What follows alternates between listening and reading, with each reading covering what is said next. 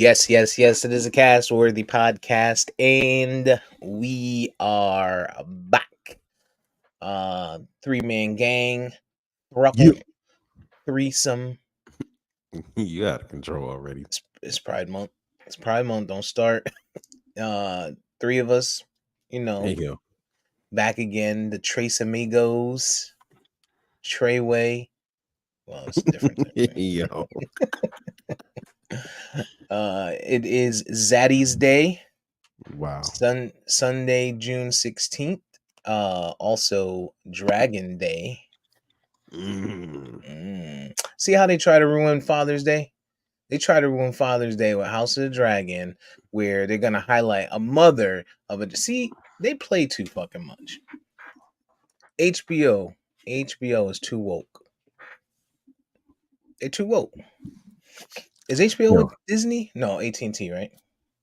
I don't know. I have no idea. I don't think they were Disney because I don't get it included in all the other shit that I pay for Disney with. Yeah, Oh, HBO's been bought and sold so many times. I think it was with AT&T, and then it got sent to like Warner Brothers, I think. Yes, you're right. You're right. And You then are right. I don't know who they're with now. remember I the think they're still with Warner Brothers for now because that's where you can find all of the DC content and stuff. remember Yeah, the old HBO jingle that would come on when that shit would be spinning in space? It's old yeah. school Yeah. shit. Yeah. Yeah. Yeah, y'all niggas know what I'm talking about. Anyway, it's Castaway Podcast, Oh yeah. and That was a good show. yeah, for real. That's when that was before Skinemax. Like 2 a.m. you wake up, Mom Duke sleeping. Real sex. That was when Real I'm Sex came on. you fake like you're sleeping in the living room because that's the only TV that had HBO. Parents Oh go man. upstairs. You're like, all right, it's going down. Oh man, bold times, yo. Hitting the mute button, hitting the return channel button. Oh, You know, you had to be you playing nasty to roulette beat with your off. life. It'd be nasty to beat off and mute. No sound. Nah, I just used to record tapes, get as much footage as I can. You know what I'm saying? You're, And save for another day. you're a filthy man. Learn from the best. That's right. Castworthy Podcast, man, where we can be found just about anywhere. Spotify is probably the most common. Apple Podcasts, both of those are inside your phone today. YouTube, of course, Spotify, Spreaker, Facebook, Instagram, Apple, I think I said that, iHeart. Yeah, Castworthy. Search for it. CASTWRTHY. On Instagram, though, it is Castworthy _ podcast. And Right. we're here, man. I'm Big Steve, aka Last of a Dying Breed, on the X Machine, joined by EJ, the sophisticated, super single, drowning in vagina savage, Yeah, and right. the VP of research, clean shaven, looking like he just climbed out of some, you know, Yeah, wow. You you know. said you were talking about landing strips earlier. Do you remember the evolution of adult films? Like it went from the Bush, and then like all of the other ones had like the landing strips and different joints. And that was like standard, and now it's nothing there. New times. Yeah.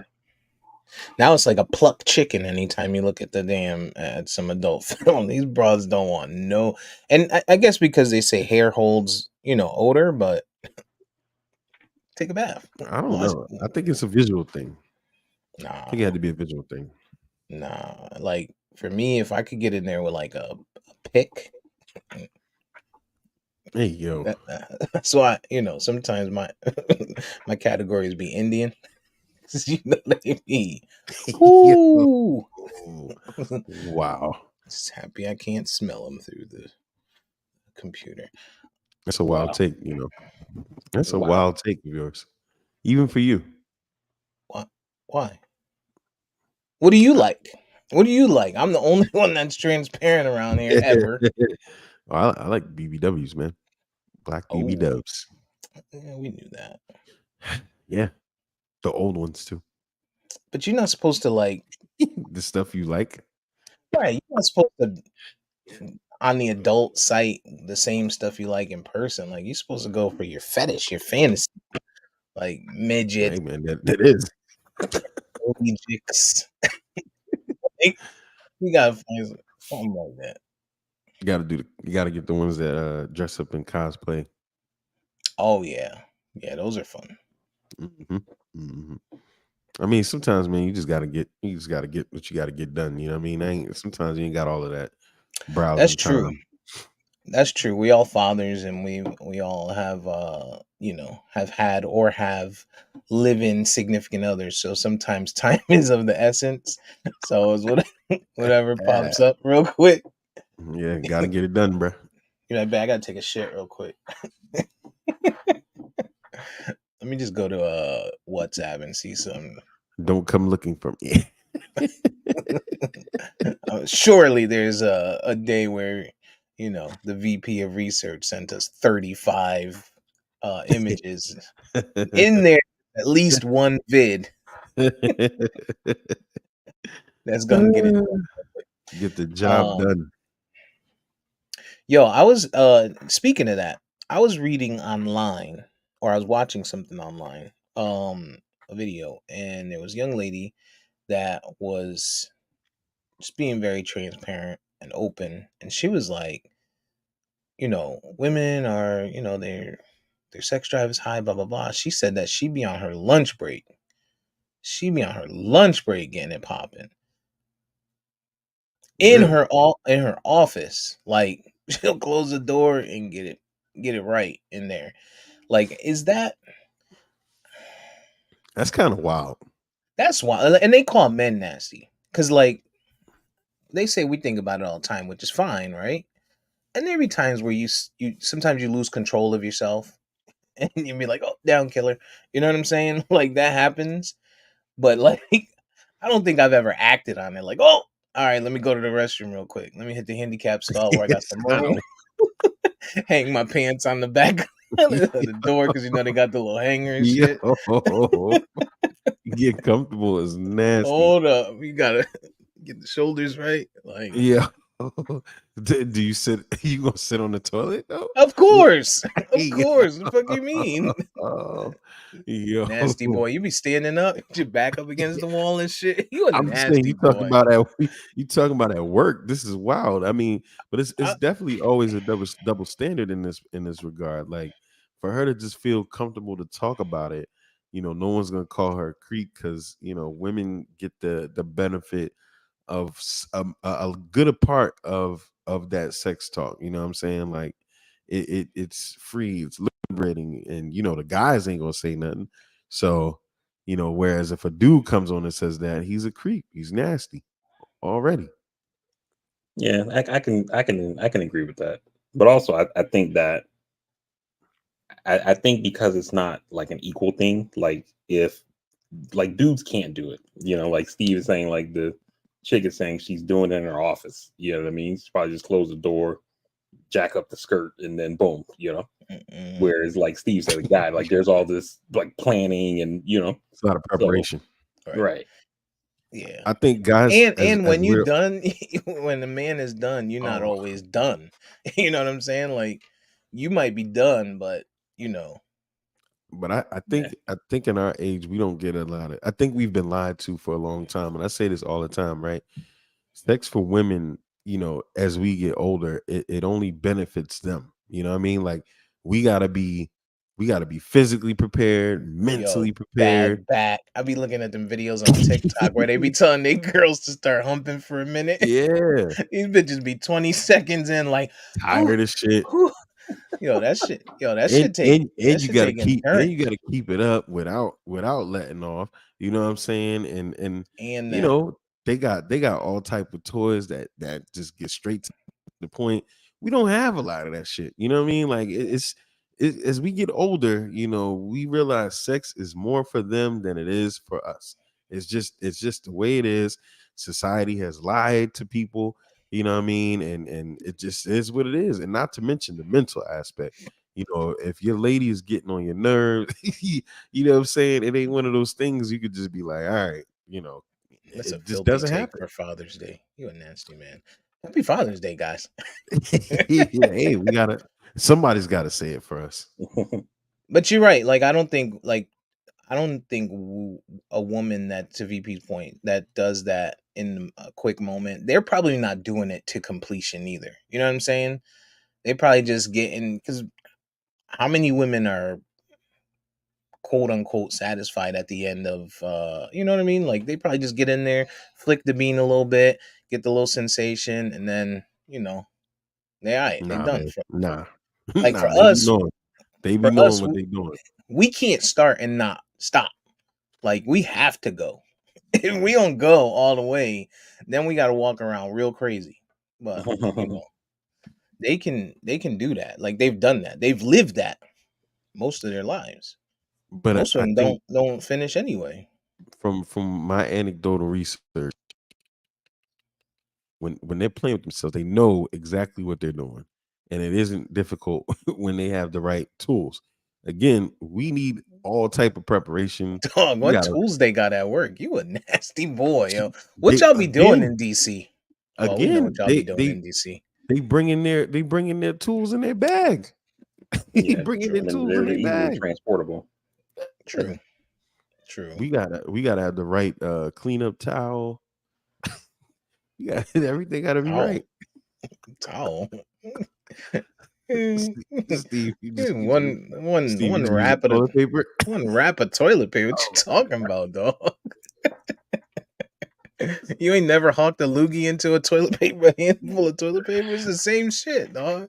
no. What are we, what are we Yeah. talking about, dog? Yeah, You're a nasty man. you be complicating life. Hey, Um. All right. Well, you guys got any plans for Father's Day? Anything? I found the only dad hat I could find in my hat bin. hmm. You know, And what is that? had to What? pay homage to the. It's a Breitling hat. Ah, thought it looked like the Bret Hart symbol for a second. It does kind of 130th anniversary joint. A friend of mine worked at a watch shop, and I guess some salespeople from Breitling came down and gave them these hats, and he gave me this shit. Nice. I'm frying like I got a Breitling. I I don't don't. really have too much plan. I don't have too much plan, man. I had this grand idea that I would go out and have brunch to myself and get a little sip in before it got too late in the day.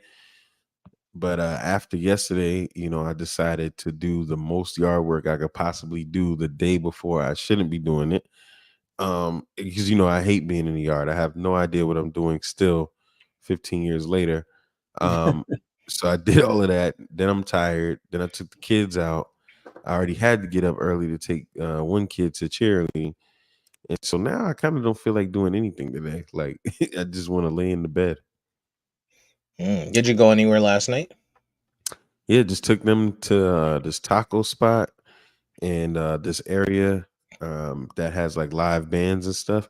Now it was a Latin band last night, Mm, salsa, mariachi not joint? salsa. Nah, it was more bachata type, cumbia type Oh, band. So they That oh. were band out at Taco there. Bell. No, no, no. It was a I taco. hate this guy. I hate him so much. I hate him. I can't He's even from finish. he's I from can't Miami, even. and you're answering him like he's I, listen. He caught me off guard with that one. But I tell you this, they were out there. All of the Hispanic people in the area that I've never known existed, they were out there, and they were out there. I was like, Hmm. well. wow. What are you waiting for? It is No, time. you're right. You're right. You need to You're put right. some adobo in your I, life. I got plenty of adobo in the pantry in Sasson. Um, yeah, I did yard work yesterday too. Woke up first thing in the morning. Edged up real quick. I'm telling you, yo, I'm half Mexican. My shit is like from years of using the straight edge, to do my beard. Yo, my yard is tight. I'm gonna send y'all the pictures, yo, in the chat. My shit is tight. I got my nemesis. She's two doors down. It's this. I think I told y'all about her. This lady. She's two doors down. She be doing her yard. That shit be fire, yo. I've been looking at that shit for like the last 3 months. Like, oh, I gotta catch her. And so I've been putting a sprinkler out. I hit it with some fertilizer, grass seed, risking the fines because you can only water down here in Florida like twice a week. Over in if you even right in my county, you can only water on Thursdays and Saturdays for an hour max. Wow. Otherwise you get a fine. And so how do you expect your grass to get green? So me, man, I'm a criminal. I run my sprinkler every day, though. For at least quick Yo, 35 minutes. I'm a convicted. Well, I'm not convicted, but I'm a criminal like Trump. I just haven't been convicted. yo, wow. Steve, I know some of y'all, worried about having enough drinking water, water to bathe with, but I got to make sure my lawn is green. I gotta catch up to my nemesis. I can't let her have the best lawn on the block. Her shit's still fire though. But Yeah, that's like this dude who lived next door to my mother-in-law before she passed. Like they got those same kind of ordinances down in South Florida as well. And mhm. you would drive down the neighborhood and you just see like these lawns not looking healthy, and then you go to his house and I mean it's just like this lush green grass, Mm-hmm. and it's like, what the hell's happening with this dude's lawn? But it's because he's watering it all the time. You know what I mean? So Of course. Of course. And I have to assume that they're gonna look at they probably look at my water meter from month to month and be like, all right, dog, you gotta slow down. 'Cause my shit be running, yo. I run it about 3 times a day. I run it when I wake up. that's way too much. No, Not to mention, not not to when mention it's the pool. not when it was brown. Not when it was it was bad because of the winter and shit. And so I don't run it for a long time. I'll run it for like 10 minutes in the morning, then I'll run it about 15 minutes midday, just to keep the soil damp. I mean, your lawn really only Now, needs what to be you, watered like 2 or 3 times a week, Nah, dog. according to Florida. especially in Florida, because I mean, you're watering it on your own a couple times a week. Plus, it rains a couple Well, times a week. it just started raining. Remember, we had this drought for like a month where we didn't have rain.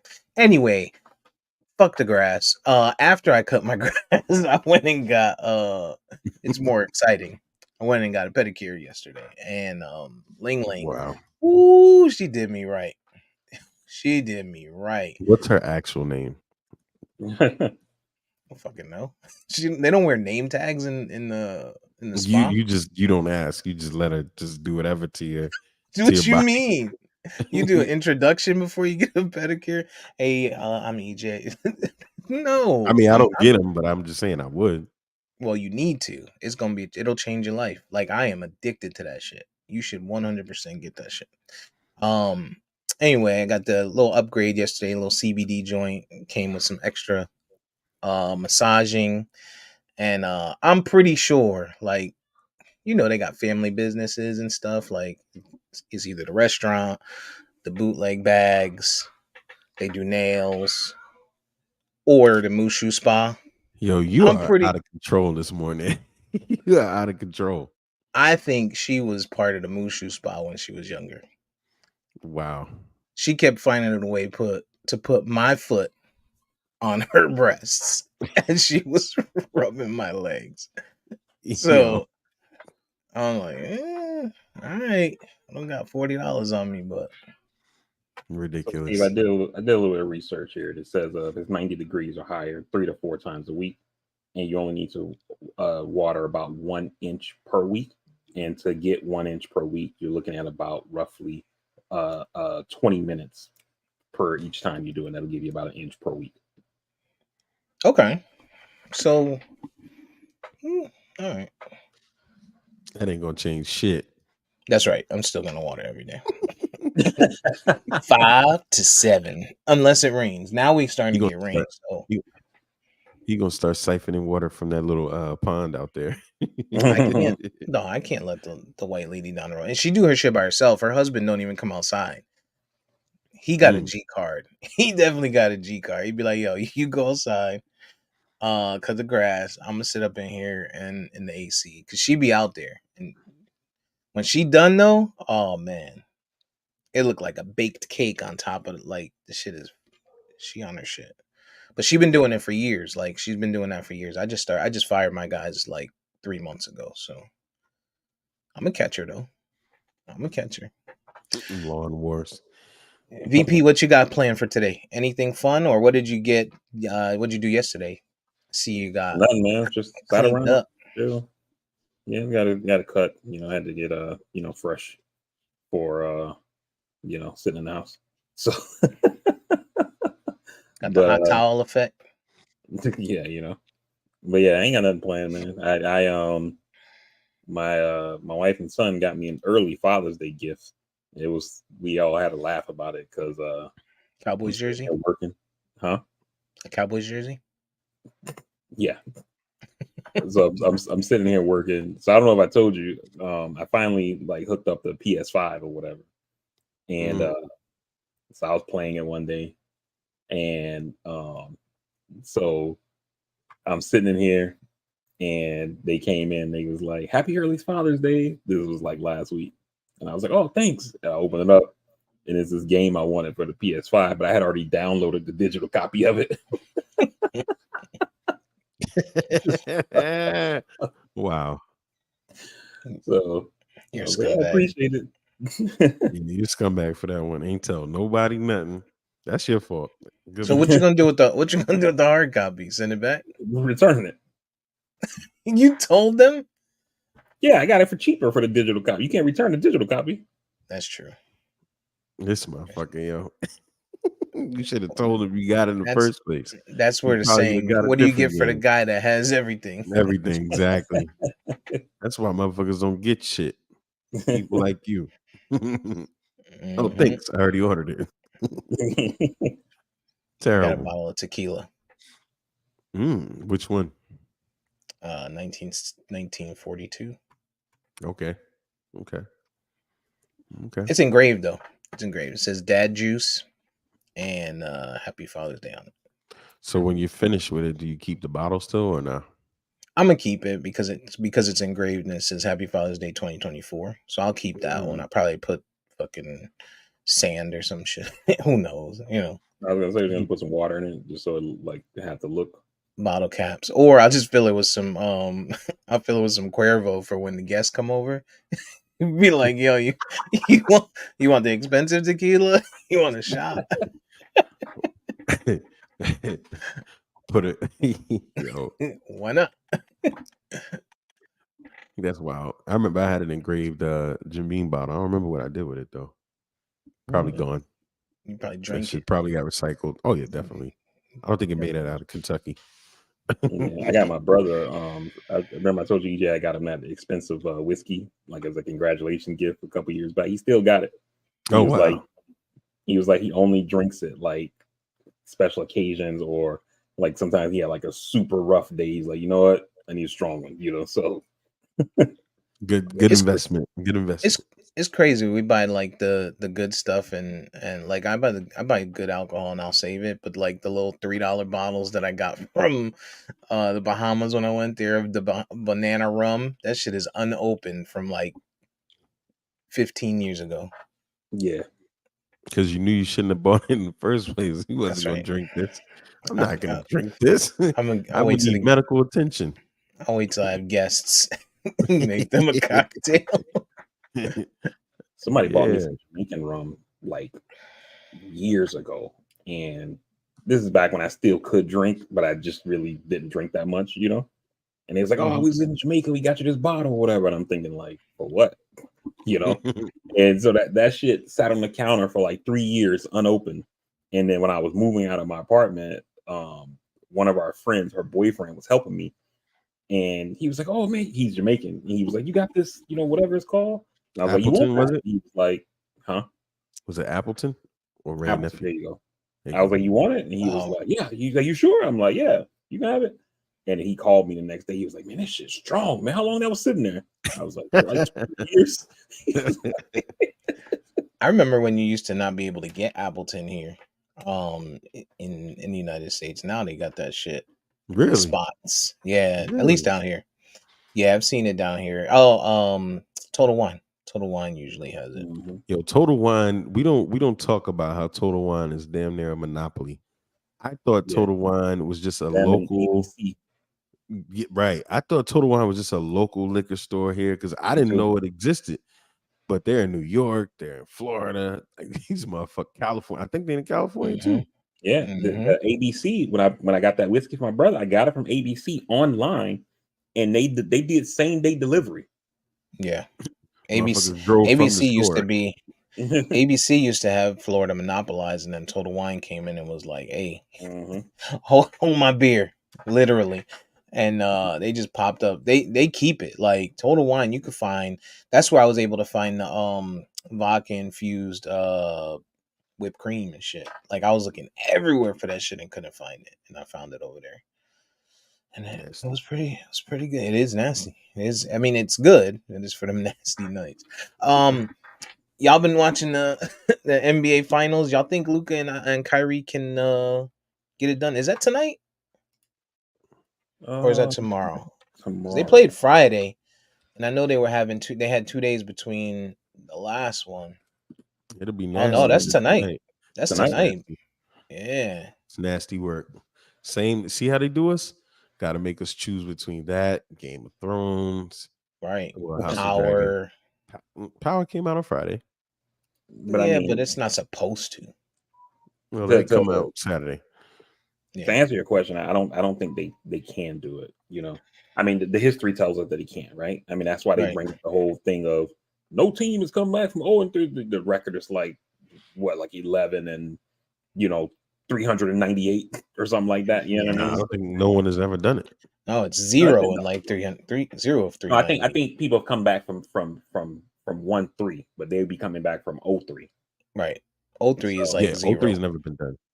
yeah, But now they're at 1-3, so they're But saying there's a the chance. but to VP's point, I saw a stat the other day. It said no team has ever come back from 03 to win the NBA Finals, right? But then it also said no team that's ever lost by 38 points in the finals ever won the finals. It's like, Dog, what? how do you So lose by Boston might have 38? cursed themselves. Who knows? But Who knows? yeah, the Mavericks look good last game.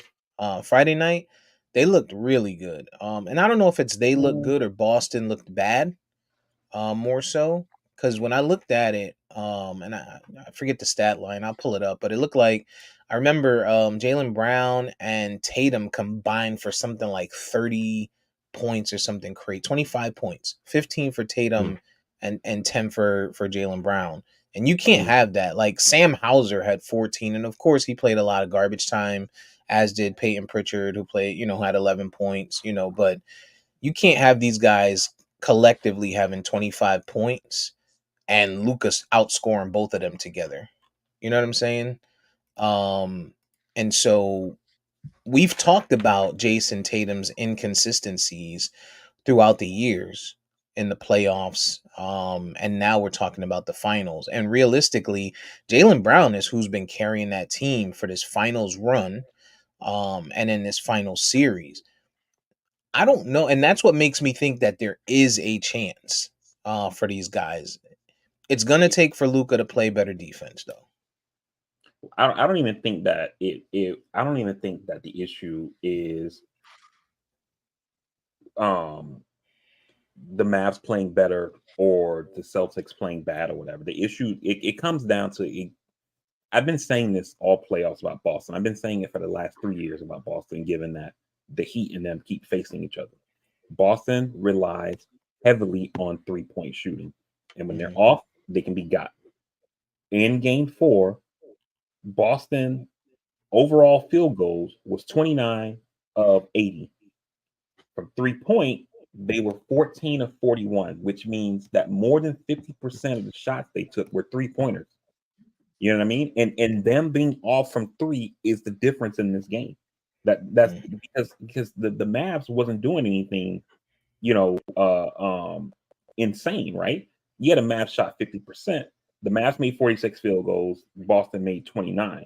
But because so many of those field goals came from 3, that's what has the score so lopsided because Dallas only made 15 threes and Celtics only made 14. And when you rely heavily on 3-point shooting, you can be got. Because if you start missing, if a team is just made, they don't even got to hit threes. They're just hitting twos. They're gonna outscore you, and that's basically what happened. And so, because they're a good three point shooting team, I'm not sure if they're gonna be off like that again tonight.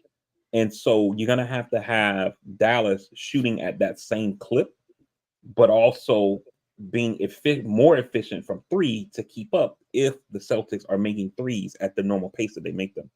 Yeah. I think y'all both are right. And Joe Mazzulla, throughout the series up until game 4, if you caught the in-game coaching, was, basically telling Boston, stop settling for BS shots, work to get good shots. And to your point, game 4, they just started throwing up anything.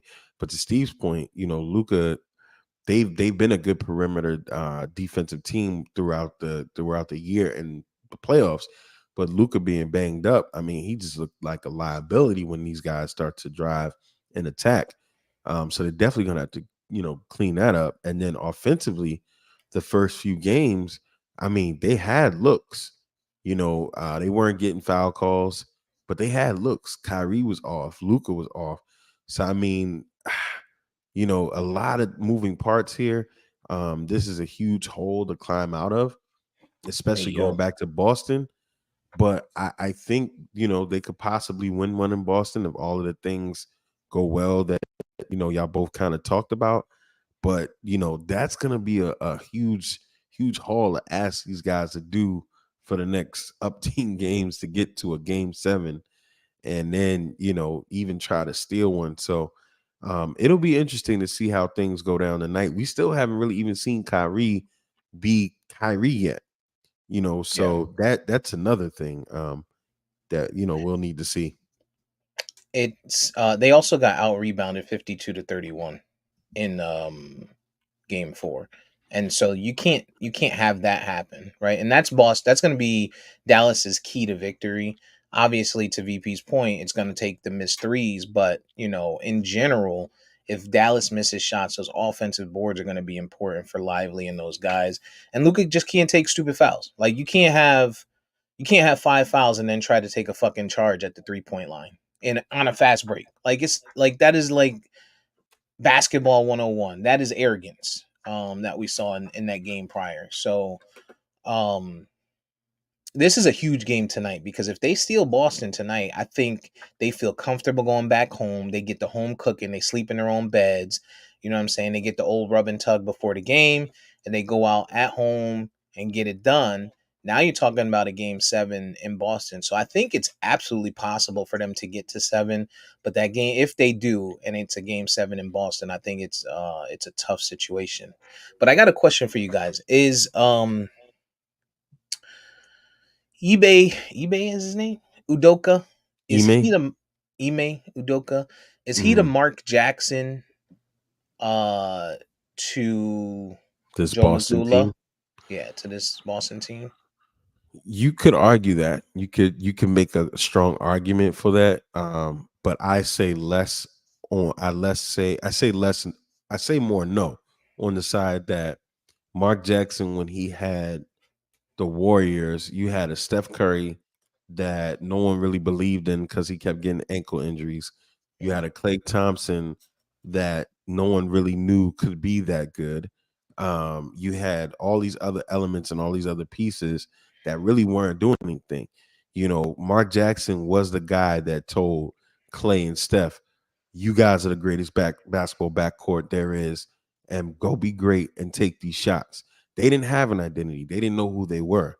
right, Mazzulla took over a Boston team that, even aside of Ime Udoka, they knew who they were. Jaylen Brown knew who he was. Tatum knew who he was. They had all the hype. They had all of the acclaim for doing nothing, arguably, right? But they at least had identities as being some level of kind of stars or rising stars. So I don't think it's the same on the same level. I think Ime obviously had a large part in much of their success, but I think the only difference is that these players were much more established in this transition versus what Mark Jackson did, in my opinion, was the heavy lifting for Steve Kerr. Had Steve Kerr got a Steph Curry that was not confident, ankle injuries. I mean, it was one time they were talking about Steph Curry needing to hang it up because he kept getting these ankle injuries. Mhm. Klay Thompson not knowing who he was, that whole nucleus, and if you look back to that team, there was nothing there, and he turned these guys around. I don't know that Steve Kerr could have done that, but I mean, not to take anything away from Missoula or Ime Udoka, this team was a little bit more established on who they were and what they could be. I don't know if I agree with that. I agree with like the what you're saying, like from an overall perspective. But I mean, with a Mark Jackson, didn't he got Steph and those guys? Didn't he draft them if I'm not mistaken? Yeah, they Or he draft. came, yeah, he drafted those guys. Mhm. So he drafted them, spent what 2 seasons with them, I think, and then Steve Kerr takes over. Whereas Tatum was drafted in 2017, Ime Udoka doesn't become the coach until 2021. That's what I'm saying. So That's exactly my point. Even that's my point. Even from Udoka and Missoula, they didn't have to. I don't think either one of them can ever say that because Tatum and Brown were who they were by the time both of those guys got to them. okay, But here's the thing. They had those guys with what's the white dude that's in their front office now? The Celtics, he was the coach. Brad Stevens. Brad Stevens. They had those guys with him not performing. Udoka comes in, playoff runs, he smashes the owner's wife, beats the guts up, gets kicked out of Boston, and Hang on one second. Allegedly, and also Allegedly, thought that it was the daughter, not the wife. But I no, don't. it was I a no, wife. It was a no, wife. it's still okay. it was white. It was a wife. Yeah. Okay. Black men, It was black men don't cheat though. So allegedly, definitely not. Well, but was he cheating? yeah, with Nia Long. Eh, Nia Long looked like she boring. But Stop. even them Brad Stevens She looks runs, great. She looks great. I love Nia Long, but she look but boring. She don't but look like Brad, she like. Look, an NBA team owner's wife, and the owner is probably out boating and fishing and golfing with his friends all the time, and she's reading these crazy ass books and shit. She probably took Ime Udoka up there, and you already know what we just talked about. And Nia Long probably was like, she did a Jeannie To Buss. EJ's point earlier. Oh, okay. Well, we got to hurry this up because I got a script to go read. So Doka, he went to his, OG.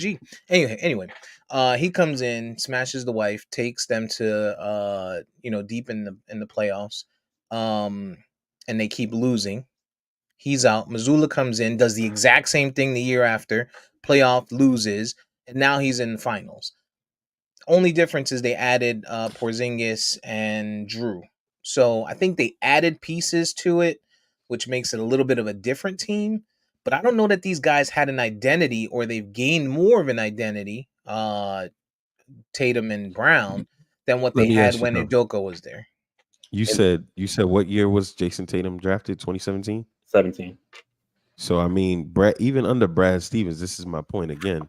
Under Brad Stevens, right?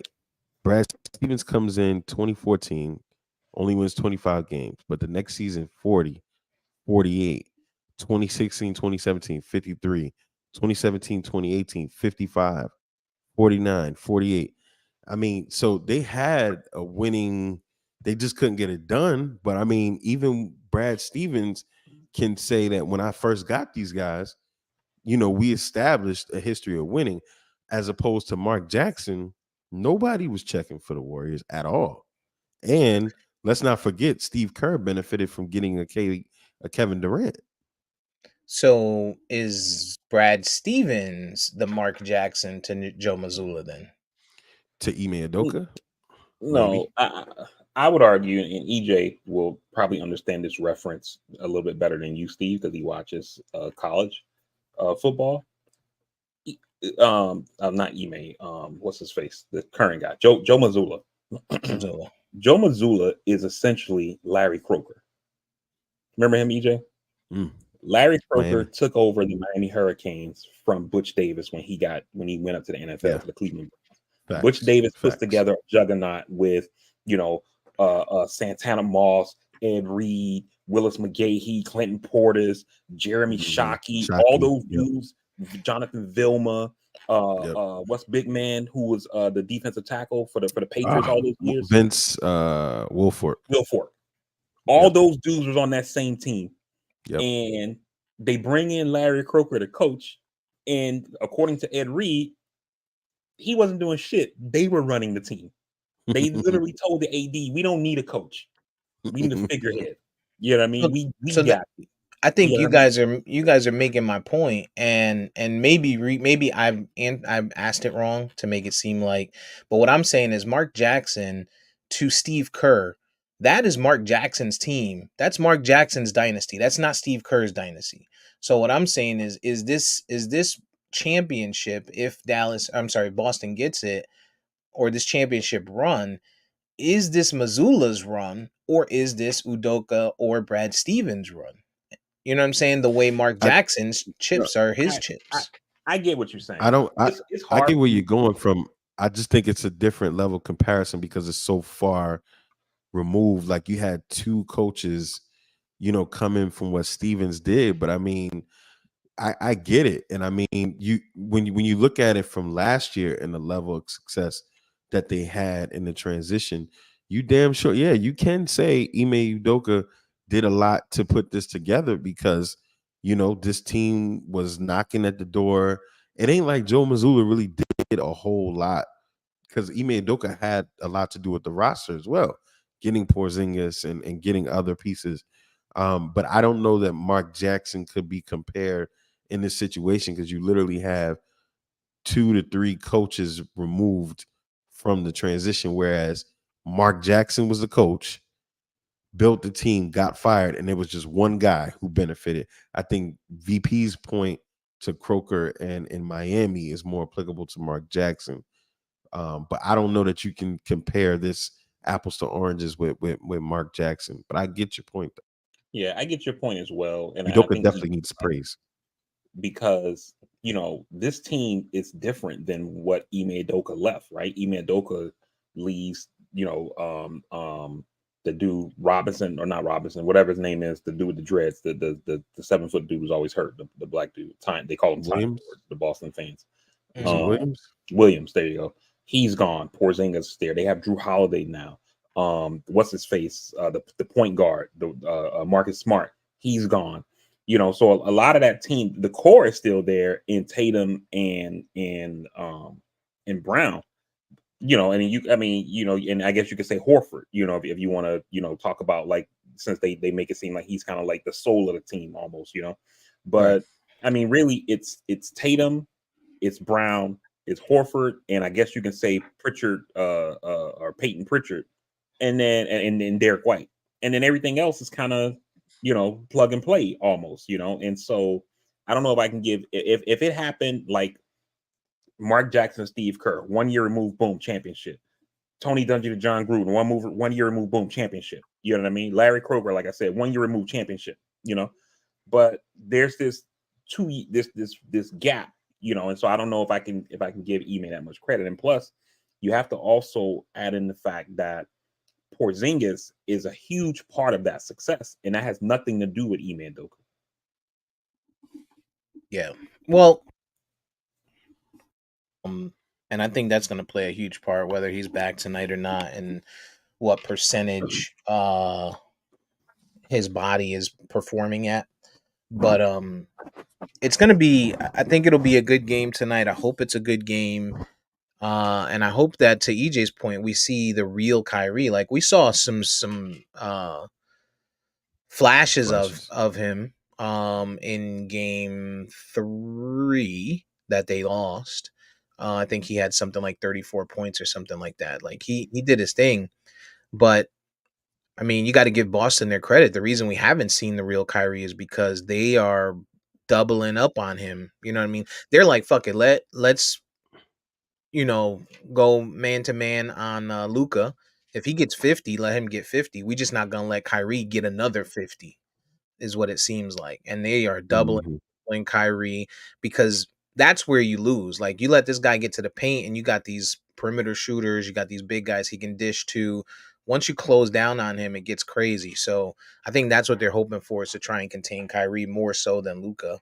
And let Luca shoot his way out of the game, because he's gonna shoot from the fucking logo. He's gonna go into the paint. He's gonna pump fake and then do a Dirk Nowitzki fadeaway where he shoots where his shoulder blades are almost touching the ground. Like, just stupid shit that, you know what I mean, when you're watching the game, like, and you're looking at him like, dog, this is, I don't know where you think this is. This ain't Lithuania.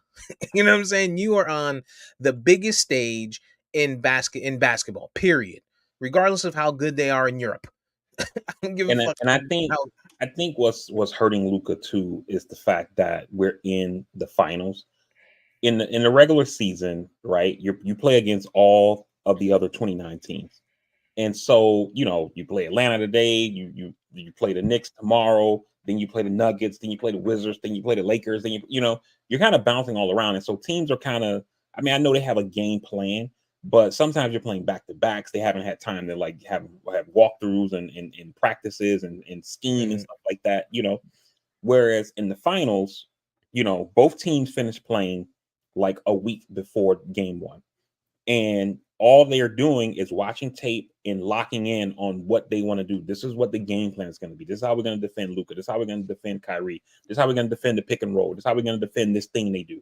This is how we're going to trap that. This is how we're going to try to stop this. Now, it doesn't always work out that time like that, but they've Right. had time to scheme it up.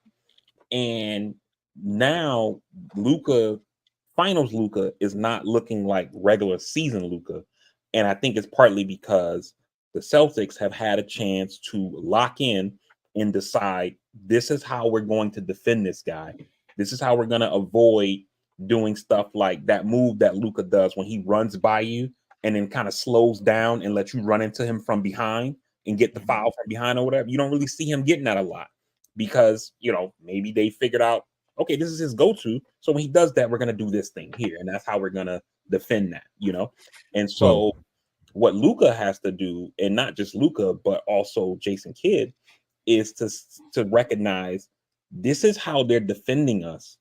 And so this is how we're going to switch it in order to get what we want or whatever. And, I think you're not necessarily seeing the chess match part of it from Jason Kidd. And that has to, I mean, it's win or go home. So they got to throw out all the stops tonight. well, I think the one thing that gets highly overshadowed and pisses me off as a Knicks fan, that this guy was out there and we didn't go get him. Drew Tibbs. Holiday. Drew, Oh, Drew not tonight. Drew Holiday, I'm man. I mean, about to say, see, that train's never late. oh, never, never. Drew Holiday is a major component of this. You got a championship winning caliber person who knows what it's like to win, and he's one of the best, if not the best, on ball defender in today's league.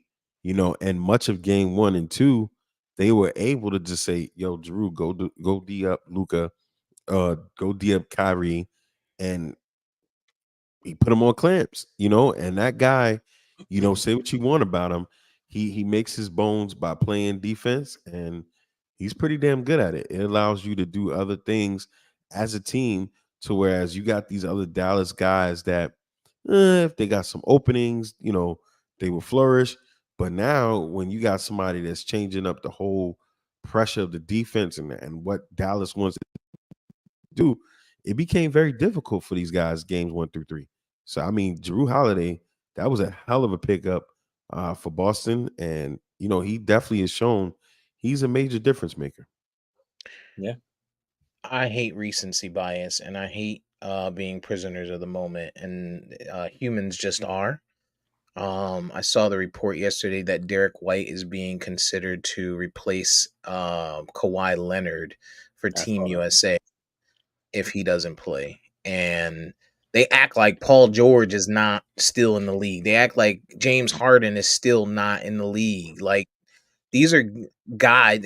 Paulo Banchero is probably a better choice at this point for the season that he had and how he played in the playoffs, etc. Like there are a plethora of people that you can choose over Derek White. They're just looking at this finals and thinking like, okay, he's made some big blocks. He's made a difference in this series. This is probably a good replacement. They already have Drew Holiday on that team. And I think Tatum is already on that team. And who's not? I don't think Jaylen Brown's on that team. So you would take this guy over Jaylen? Come on, man. They are wilding. That's what I was Wilding. kind of saying 2 pods ago. Like I was saying, I didn't think the hype was was warranted for this dude. And I was saying, let's sit back and see what happens. I mean, granted, he's done his job, but that's what I said 2 pods ago. I think the hype train arrived a little too early for this guy. So I agree with what both of you are saying. The only thing, and I don't know this, I'm kind of just like thinking out loud, wondering out loud, basically, is we know that back in 2006, I want to say, I think it was Jerry Colangelo is his name, the guy who like runs the USA basketball or whatever. Mm-hmm. They implemented that policy that you have to be there at the summer leagues and the world championships and all that kind of stuff. And so I wonder if Derek White has been like a part of like team activities, but just didn't get picked. And so he has some he's familiar with the team. And so I wonder if that's why he could be a possible replacement versus them just saying like, man, this guy's been cooking lately, let's add him. So I wonder if it's a little bit deep. I don't know that, but I'm just Trey Young, Damian Lillard. Like there are so many guys that you could slot in. Injury. He's not going to go to Team USA.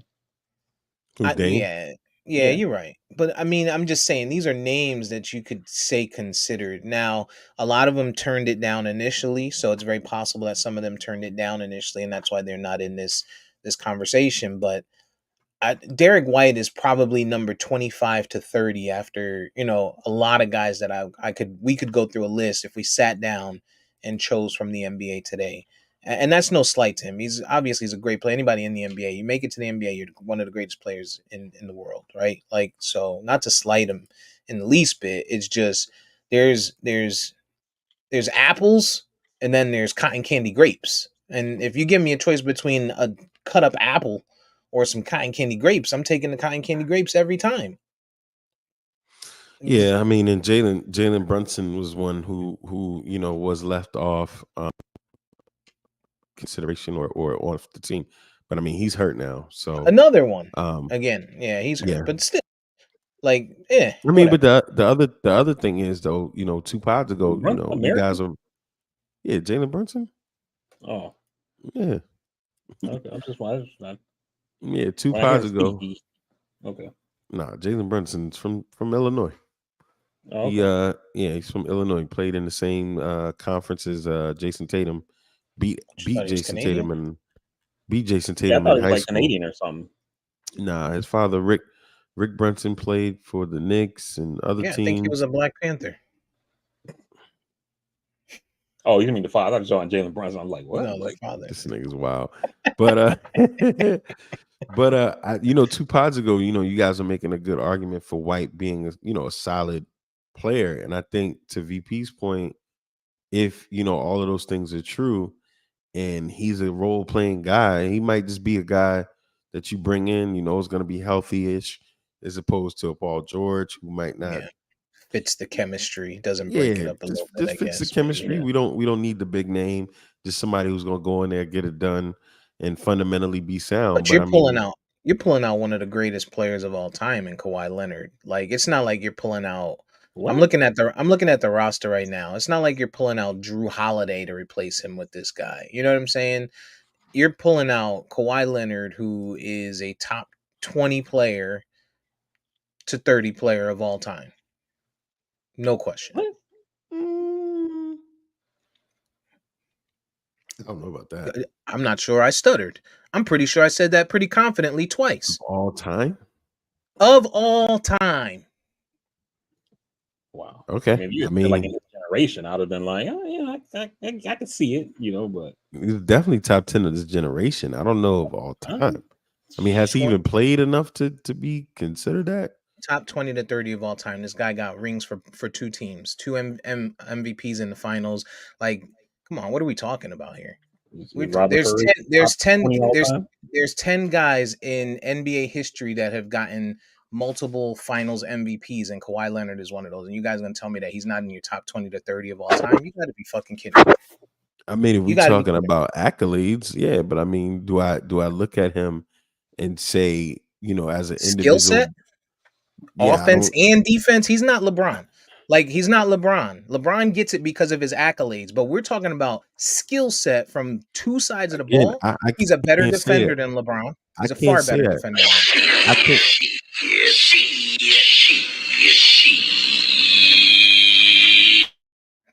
Better defender than LeBron. I can't say that because, again, for me, and I get where you're going. I'm not saying you're wrong in what his skill set potentially is, but it's been too much basketball that, to me, don't do that. EJ, he's wrong. No, he's not a top 30 all time guy. I can't see it. It's been too much basketball that he hasn't given us for me to say. I can't. He sat out too much. He sat out too much alone. I can agree with Steve from this standpoint, right? And you're both kind of right. He's a top 20, 30 guy in terms of great players that miss a lot of time. Kawhi Leonard is a career, let's see, 6-time All-Star, 2-time NBA champ, all-rookie team, 2 times Finals MVP, All-Star MVP, 7-time All-Defensive, 6-time All-NBA, 2-time Defensive Player of the Year, 2-time Defensive Player of the Year. Come on, man. What are we fucking talking about? Okay. What are we talking about here? He's a career 20 point, 6 board, 3 assist guy. Like, he shoots 40%, 49% rather, 40% from 3. Like, what are we even talking about here? He's been to the All-Star game 6 times. And he's been in the league like 12 years. That's because he's always injured. He's not even eligible to go to the All-Star game. This guy, come on, man. Come on, Steve.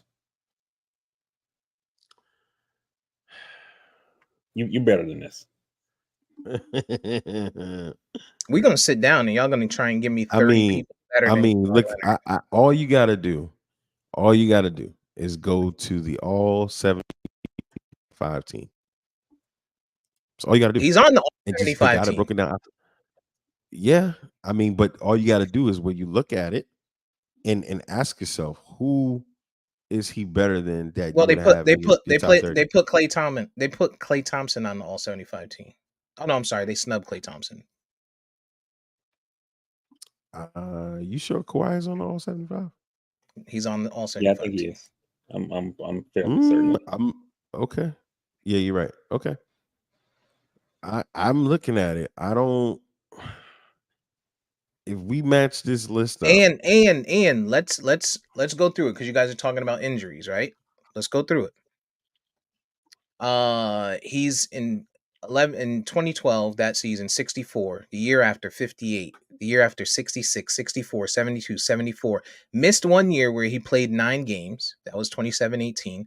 Came back 60, 57, 52, 23, 52, 24, 68. It's not like this guy is not playing at all. And here's the thing, at least he's injured. Your GOAT, which is LeBron James, sits out as many games just because he wants a rest. Like, what are we talking about here, dog? This guy better yet. Why did the San Antonio Spurs beat the Heat in the finals? Not because LeBron didn't play good, because Kawhi Leonard bust that ass. Locked his ass the fuck up. Then Kawhi Leonard goes up to Toronto, and what does he do? Brings them a ring. Come on, man. What are we talking about? He goes to the Clippers. When they don't play, they don't make the playoffs. When he does play, guess what? They're in the playoffs. This guy is a top player of all time. There's no way you could tell me otherwise. Yeah, I mean, he's clearly a top 75 all player all time, but I don't know that he's in my top 30, man. And this list, I mean, they got Dame Lillard on here, who I don't think should be on there at all. Shouldn't be on there at all. It shouldn't be on here at all. On which and when I look at the guards, all 75. when I look at the guards on Oh, I got here, is he better? Kawhi Leonard, you would say he's better than Clyde Drexler, right? Yes. Ray Allen. Yes. Two-way players. Yes, absolutely. I mean, just overall, just better. Yeah, if we're talking all Okay. overall player, yes. I have him better than Reggie Miller. Reggie Miller. Those are three guys Yes. for sure. I mean, then when you start getting into the older guys, really hard to really kind of compare that, right? It's hard to compare, but is it or is it not? Like, George Gervin, no, he ain't better than George no, he's not Gervin. better than Iceman. He's not better than Iceman. Havlicek, no. Mm, Harden's on the all 75. He shouldn't be there. I would have him over Harden. Yeah, me too. I don't even think Harden should be on this list. Yeah, Jason Kidd, Kawhi Leonard, better than Jason Kidd. No, no, not in my eyes. I mean, it's Steve Nash, Dirk. I mean, it's a lot of guys that are gonna be in that top 30. I can kind of see. But I mean, there's some guys on here. It's guys that aren't on here that should be on here. Sean Kemp ain't on here. Like Gary Payton made it, but Sean Kemp didn't. I got Kawhi better than both of them. Did Sean Kemp? Yes. I mean, as a skill set, probably for Sean Kemp. But when Sean you're talking Kemp about, he was a jumper. He was a dunker. I mean, he was a dominant player, though. He was a dominant player. He was a dunker. And guess what? He ain't get a ring. You know why? Because the GOAT was around. Oh, of course. That's why. I mean, that's why. When we talk about GOATs, the ring and that, isn't let's the settlement, let's not get into that conversation. But that goes into your argument to say, Kawhi had to beat a LeBron where Sean had to go through Jordan. Like, it's not the same. It's a lot of greats in that era that couldn't win because of VP, LeBron is the Jeffrey best player Jordan of all time. Yeah, well, that's a whole different argument. But it's a lot of greats in those 90s days that didn't get a ring because of Michael Jeffrey Jordan. Yeah, you can't be my GOAT when Steph runs your era. It's nasty. I'm not totally mad at you. I don't right now. I definitely damn sure don't think he top 20 all time. 20 might be a stretch, but 30 he's in my 30. That's a stretch. We might make it 30. We're gonna make a list. Next pod, have your list ready. Have your motherfucking list ready next pod. Wow, we doing all this for Kawhi Leonard? Fuck that. Top 30. Oh, for sake of conversation. We just need to make a top 30 all NBA list. We need to just have a pod and do that. We could do that. Top 30 highest paid guys that don't play a lot. LeBron James. LeBron. He's just been in the league longer. That's it. Stop He's it. just been in the league longer. Stop Come it. on, dog. Your hate is disgusting. Even for you. Even for you. LeBron's been available, at least. This nigga Kawhi. I don't know the last time he played. LeBron played 71 games this season. Kawhi might be the biggest. He might be the most Negro-ish. Yo, type I'm gonna put this into perspective time. for you. Let me put this in perspective for you real quick, and then we'll move on. Real quick. LeBron James, 2019, 55 games. 2020, 67. 2021, 45. 2022, 56. He was hurt in 2019 where he played 55 games. All right, let me go back. Let's finish. 2019, 55. 2020, 67. 21, 45. 22, 56. 21 was the bubble season where a bunch of players look at these excuses. Look at these excuses. Not an excuse. LeBron was COVID not happening. Did the league not shut down? EJ, am I crazy? Okay, 22, 56. 22, 56. 23, 55. 24, 71. What are we talking about? Dog? Kawhi Leonard is 32 years old. The only reason I'm bringing this stuff up about LeBron. 2012, 62. 2015, 69. A lot of Kawhi is missing a lot of games for injury. LeBron's missing games for load management. Oh, okay. What is that? We're talking about availability, period. Availability. You're gonna tell me, oh well, he's missing it for load management. It's available. But that's still your goal. That's still your goal. That's still your goal. Coaches are deciding for him. Stop it. Stop it. LeBron James gets LeBron James get coaches fired. You mean to tell me that if LeBron tells a player, I'm gonna go play, I'm gonna play even though you want to sit me, you think there's gonna be a problem with that? You said real quick and you lied. You said real quick and you lied. Kawhi is 7 years that's younger because than LeBron James. That's because VP started arguing it. I'm just telling Kawhi y'all. is 7 years younger than LeBron James. Okay, what's that mean? This comparison is not even fair. Exactly. LeBron having 7 more years and missing that time is warranted versus Kawhi's absence. Kawhi has not been available at all. Dog.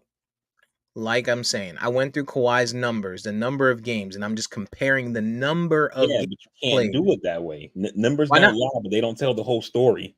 Why not? Because you're comparing LeBron's back end of his career versus Kawhi in the prime of his career. In 2012, LeBron played 62 games. In 2015, LeBron played 69 games. 2012 was a lockout season. 2015, he played 69. 2015, he played 69 games. This dude's like, this guy's nasty. Did he play 69 games 2015? How many times has Kawhi played full seasons versus LeBron's full seasons? LeBron played 1. 2018. And Kawhi played none. LeBron has played 1. 1 full season. 1 full season he played all. Okay, let me ask you a better question. How many times have they played 70 games a season or more? Yep. Compare. Let me get back to Kawhi. Mm-hmm. I gotta get back to Kawhi. Kawhi probably hasn't ever played 70 games. He's played 70. He's played 70 twice. To LeBron's how many? Let's see.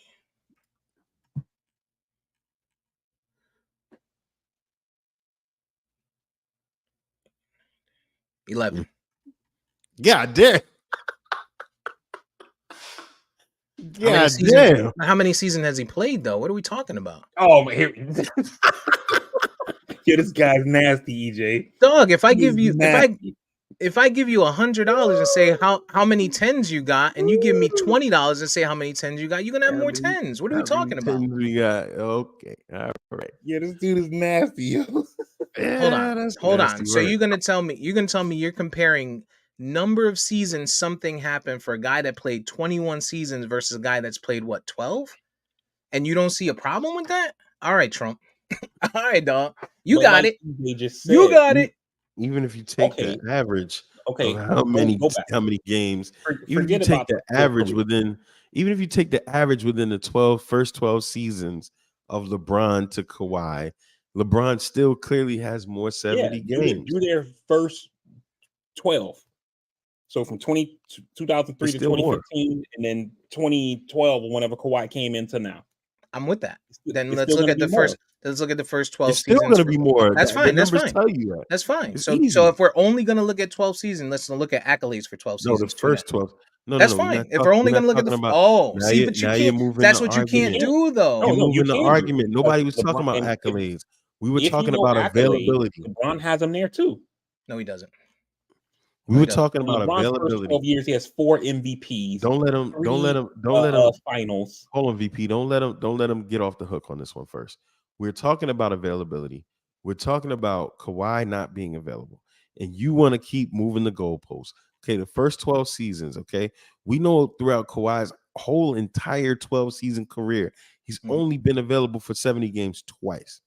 LeBron has done it 11 times over his career. Sure, long career, which makes more of an argument because he's played longer and is older and has more wear and tear. But fine, let's go back to 12 years. How many times has LeBron played in 12 years over 70 games?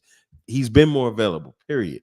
We can't, VP and I's argument that started there was Kawhi Leonard's inability to be available. That's a problem. Period.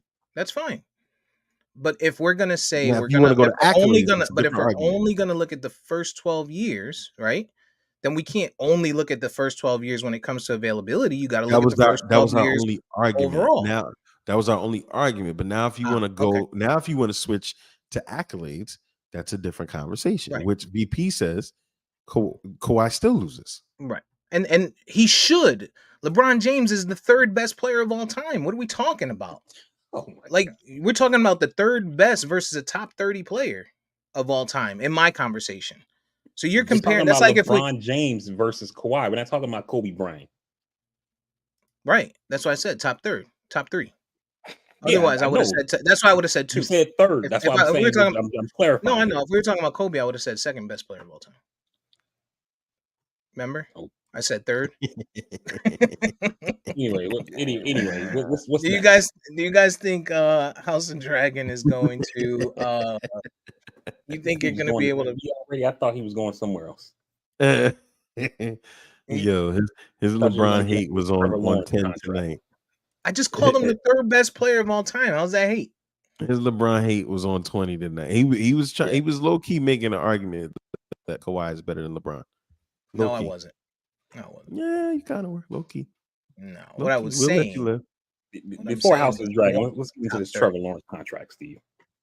Trevor Lawrence. I was. You know Oh. why? Anytime I hear Trevor, I thought of Trevor Noah. I was like, why are we talking about this guy? Trevor Lawrence. He only wants to talk about Trevor Lawrence because he wants to compare him to Tua. So go No, ahead, no, take away the conversation, VP. You lead this one because I think Trevor Lawrence is the highest paid quarterback in the league now, right? Am I right? Am I wrong? I think so per salary. I think he is I per think his year average salary. annual tied with Joe Burrow. It's not higher. Okay.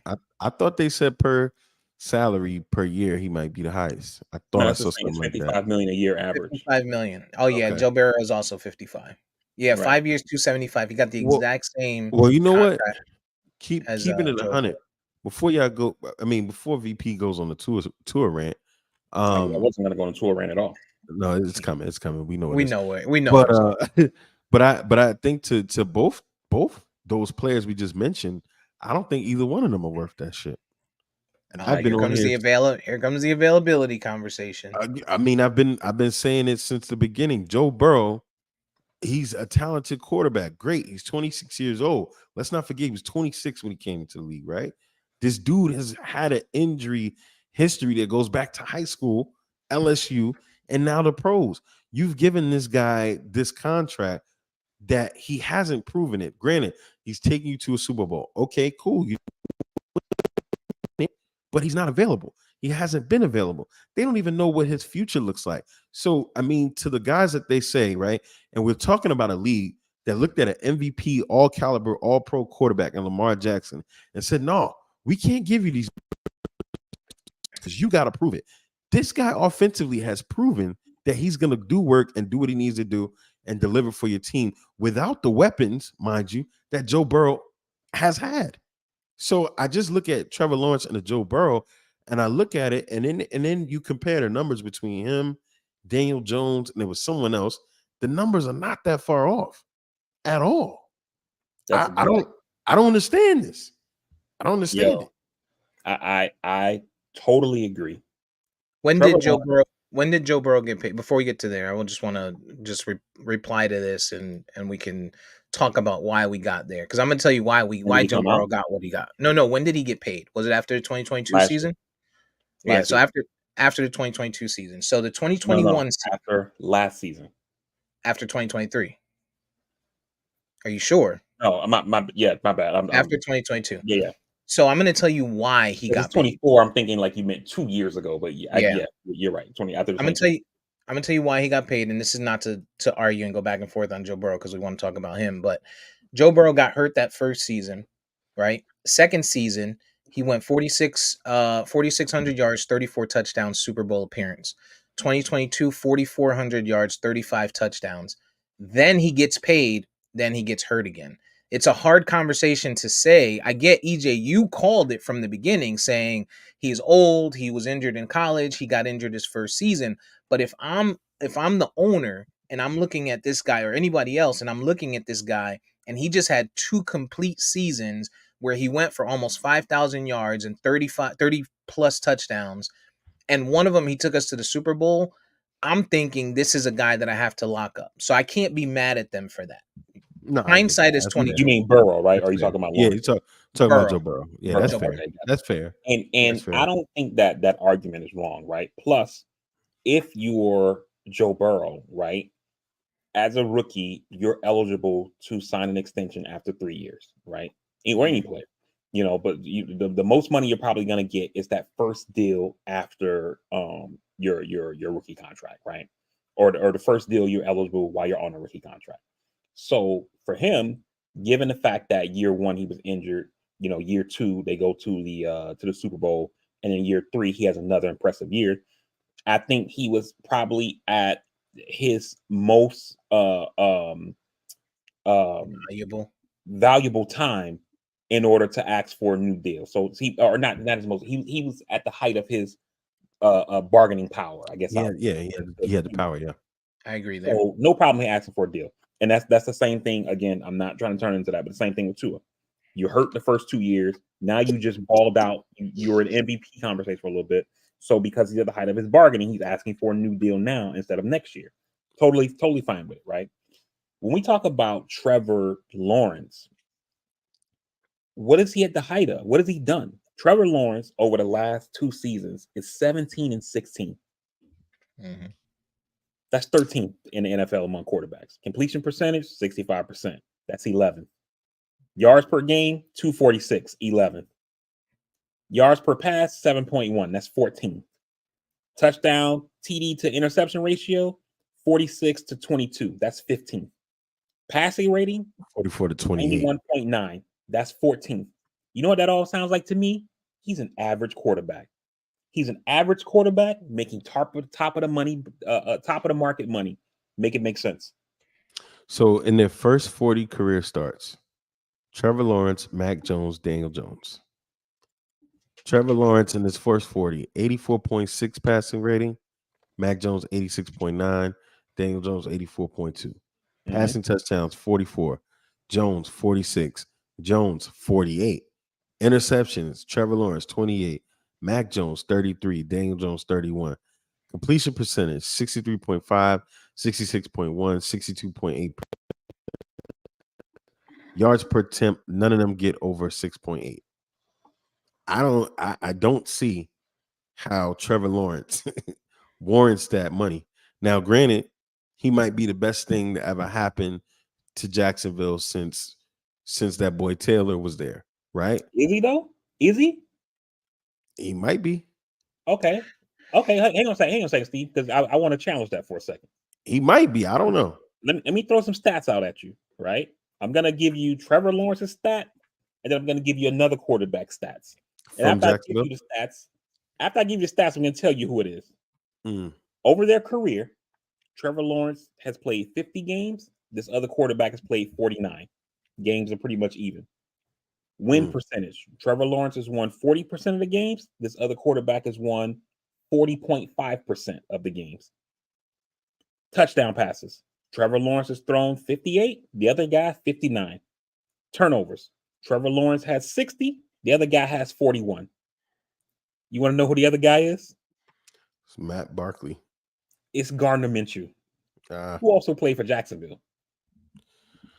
Yeah. Gardner Minshew's probably making $18 million this season with the Raiders. Yeah. I mean, listen. So what are we talking about here? That's a good point. Yeah. That's a good point. Trevor Lawrence, though, we've seen his hype train since college. It's because he did so well at Clemson. They were winning. He got this hype. He becomes the number one pick. But also you have to look at, he's only 24. So we're comparing him to EJ's point, Joe Burrow, who's 27 right now. But when we look at that class, right? Trevor Lawrence went 1, Zach Wilson went 2. We saw what that looks like. Trey Lance went 3. We see what that's looked like so far.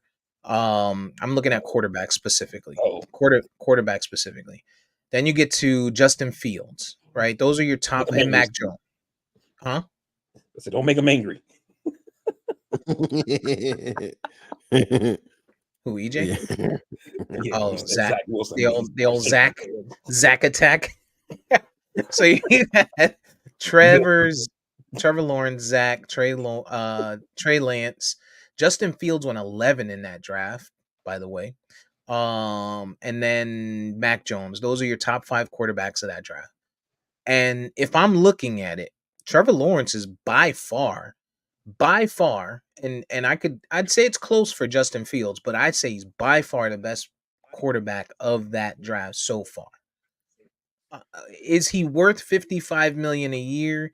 That comes down to a team who hasn't had a quarterback ever, a long-term quarterback, in Jacksonville. They've never had a guy they can stand behind and say, this is the guy that we're going to build around, right? And so now they're probably thinking, let's build around this guy. 55 million and really matching Joe Burrow's contract is fucking crazy to me. And he's very close to I can't remember his name for some reason, but Chargers. Herbert.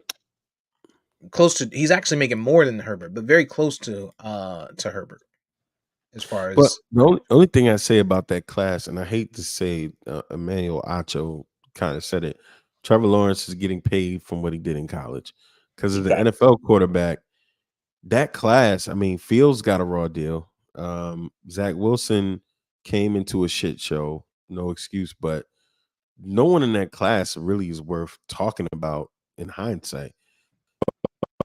I mean, yeah, Lawrence might be the best in that class, but that ain't saying much. It damn sure ain't saying Joe Burrow better than Herbert much. It's not, let me ask you right? guys a question. Is Trevor Lawrence, in your opinion, your personal opinion, forget everything else, is Trevor Lawrence better than Jared Goff? No. No, at this point, I can't say because Jared Goff, again, he's benefited as he's gotten older to get better. He's gotten better as he's gotten older. At this current point, no. Now, if Jared Goff was 26 or 24, yeah, you might be able to make that argument, but I don't think he's better than him right now. No. Okay. Jared Goff got 53 million. He's getting 53 million a year. So Trevor Didn't Lawrence he go to is the Super Bowl a couple times? Or one time at least? one time and then very close Bowl last and year. then a conference Yeah. championship. Lamar Jackson makes 52 a year. Jalen Hurts, another one that's probably closer in age, 51 a year. I don't have Also Trevor Super Lawrence Bowl better than Jalen appearance. Hurts. You know I don't like the Eagles and I don't like Jalen Hurts, but I don't have Lawrence better than Hurts. So I think I don't know that they're looking at comparing. They're probably looking not only at the fact they don't have anybody in Jacksonville, but also what does it look like in the future, right? If I don't pay this guy, do I have an option? I can That go after a Dak, but is he gonna come or is Dallas really gonna let him go? And he's older. Who's gonna be that's the available thing. for me? That's the only, to me, the point that you just made is the only argument for paying Trevor Lawrence is the future, right? Because you think about, speaking of Dak, right? Dak wants a new deal. Jerry waits. They franchise him, all that stuff like that. At the time when it was time to initially pay Dak, top of the market money was like 42 million bucks. We were like, Mhm. man, quarterback 42. Wow, whoa. Now, Mhm. you know what I mean? You wait a couple years and now you're paying Dak almost 50. And so you have that same thing with Trevor Lawrence, right? Right now, top of the market is these guys making, 53, 55. And people are talking about Dak getting a $60 million contract this next coming off season. And if you wait and pay Trevor Lawrence at the end of year 5, you could end up having to pay him in the mid 60s, 70 mil. maybe even touching 70, Yeah. And so it's always cheaper to sign guys It's cheaper to early. keep her. But at the same time, though, it's like the thing that upsets me about the conversation is I feel like we're always having these different conversations based on who the player is. And to me, it always seems like players that look like us are always on the losing side of this argument, right? Because we hear about, oh, Except what Jalen Hurts. they're making an investment in the future, you know. And then when it's time for Lamar Jackson to get paid, he's always hurt. Oof. Well, Burrow's Oof. always hurt. He got paid, you know. Oof. Uh, uh, uh, um, Herbert Oof. making an investment in the future. Look at all his arm talent. Yeah, but he doesn't win. You know what I mean? He's And tall. He's got a chiseled chin and long yeah, golden hair. and you look at, I said I wasn't, but here I go. You look at my Here we guy. go. He's going through it with the Dolphins right now. You know what I'm saying? And he literally said at his press conference last week, the market is the market. And that's essentially what Jacksonville just said to Trevor Lawrence. Like, look, the market is what it is. This is what take what you want. You know what I'm saying? And so Tua is saying, pay me what the market rate is. And they're like, I mean, you know, you know what I'm saying? I'm not paying a guy with Shirley Temple curls. You come to camp with Shirley Temple curls, you're not getting paid either, dog. You got to show me something. But you know, and then look at those, down like 50 pounds. Right? How much weight did Tua lose? Huh? How much weight did he lose? I know you've seen he lost 15. He lost more than 15 pounds. He looked light in the britches. So remember, I think that works in his favor. Yeah, last year he gained weight. He put on like 10 pounds of muscle. So he showed up to camp at 235 and then he cut down to 220. And then this year he left the muscle but then cut down more. So because he said he wants to run a little bit more this year. So we'll see what happens. But regardless of that, better not run a little bit more. We know he better not run. Right. Better not run. Learn the slide. Learn the slide. Regardless of that, right? When you look at those two guys over the last 2 years, Tua's numbers are better in wins, touchdowns, interception to TD ratio, yards, right? And he is scrapping to get a contract. But also, Miami doesn't just have money laying around like Jacksonville. Who would Jacksonville throw that money at? You know what I'm saying? Like, I'm not saying Tua doesn't deserve to be paid. All I'm saying is that Jacksonville has no one to pay, so they're like, "Fuck it, let's get this out of the way, and then we'll go from here." You might be absolutely right, but at the same time, though, it's hard to ignore. Like I said, when quarterbacks who look like us are trying to get their money, it seems they got to scratch and claw. Mm-hmm. They got to make, I did this. Look at my accolades. Look at this. Look at this. Look at this. Jalen Hurts. And then, but I would situation was nasty. The Lamar Jackson situation was the most nasty of it all. Most nasty. I would put Jalen Hurts to the side only because of the team he plays for.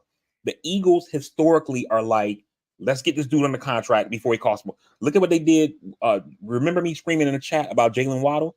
Why did I start doing that? Because first we saw Jerry Jeudy get paid, and the Eagles was like, why was the cost of the brick going up? Let's get Devontae Smith signed right now.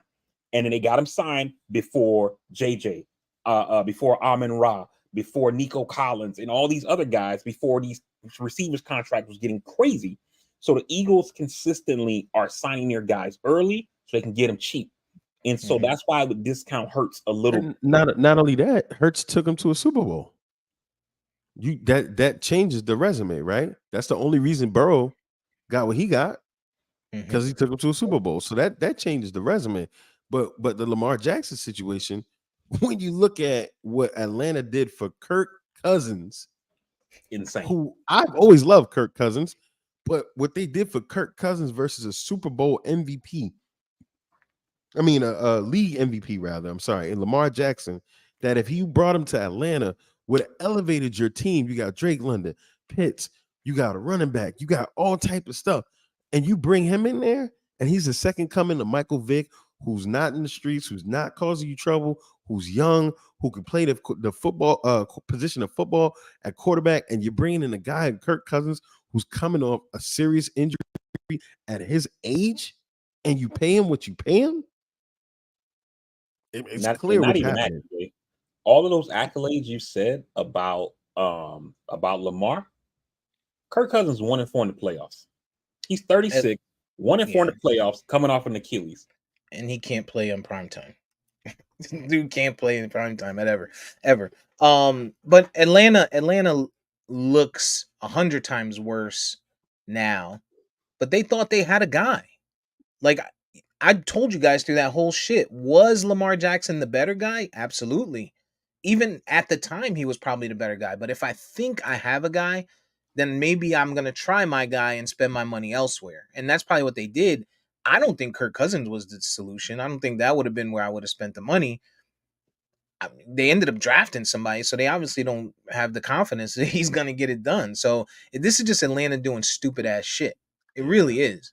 Yeah. And Steve, I could go with that, and I think that if you're trying to like silver linings and half glass full, all those cliches, I could get jiggy with it. The reason I can't though is that you got a guy that you've seen in college and that Because you're you're seeing at racist. practice versus a guy who you see playing on Sunday. You know what I mean? Like And Ritter ain't never Desmond been that. Ritter, Ritter has everything never that been that you see, guy. everything that you see in Desmond Ritter I'm about is to get y'all. theoretical. I'm about to It's get y'all. theoretical. I'm about to You know get what I y'all. mean? And what you I'm about see to with get y'all Lamar niggas. is the proof is in the pudding. Hey, Ritter Lamar Jackson. Lamar Jackson Cincinnati. is the Kawhi Leonard in this conversation, and Kirk Cousins is the LeBron James. Availability, baby. Y'all want to talk about how many games did Lamar Jackson play? How many seasons did Lamar Jackson play? More than 13 games. Thank you. I I mean, got this motherfucker now. EJ got the juice. It's just the truth. It's the truth. No, stop. This is Stop it. disgusting. It's the truth. Nasty. It's the You're truth. nasty. Hindsight here is more than 2020, and 2020 is perfect. It is way better. But if I'm Atlanta in the moment and I have a choice, I'm looking at a guy who could potentially be hurt. Is he a great option? Was he a great option? Sure.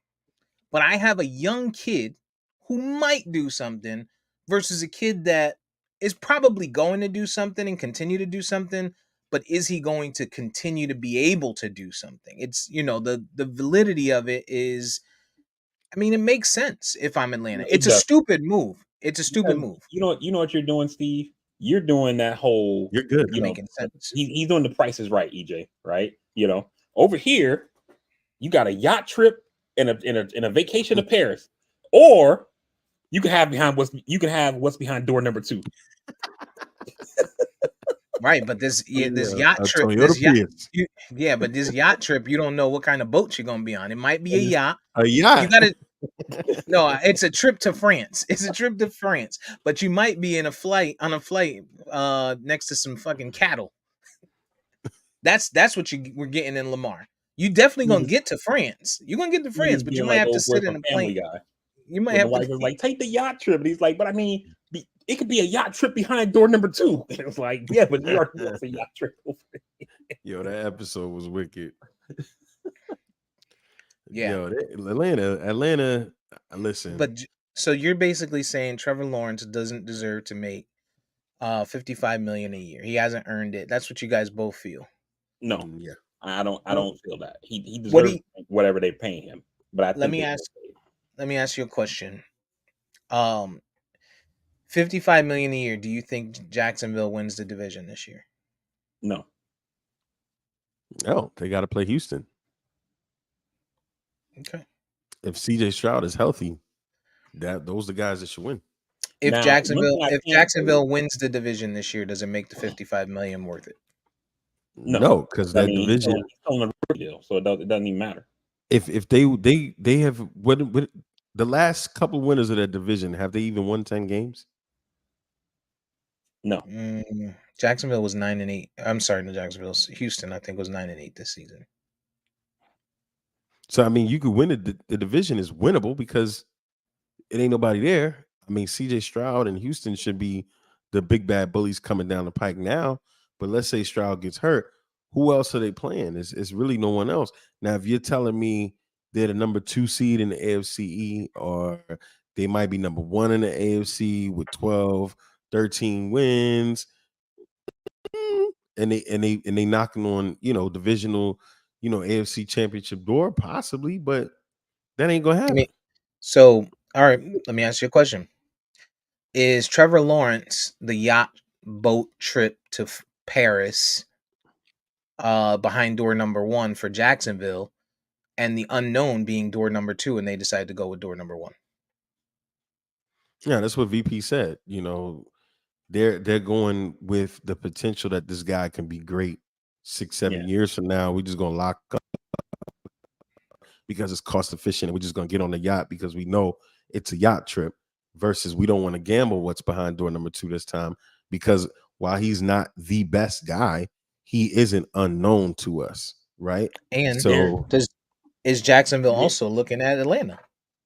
Are they looking at Atlanta and Jacksonville. saying, "Let me hell just yeah, pay what I got and not get stuck with a $40 million contract for a guy and a rookie and still not really knowing what my solution is going to be?" absolutely. Jacksonville is essentially being like Southwest Airlines back in the day. Like, remember when Southwest Airlines in the 90 in the early 2000s had them super cheap tickets, and people are like, Mhm. "How are these tickets so cheap and they're so expensive everywhere else?" And it's because Southwest essentially was buying their fuel. They were getting fuel contracts done 5 years in advance. So in 2001, when the war in Gas Afghanistan and all this prices other went up. stuff started happening, gas prices started going crazy.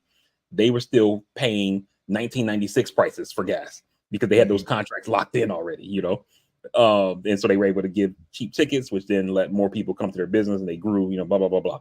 Right. So Jackson was looking at it that way.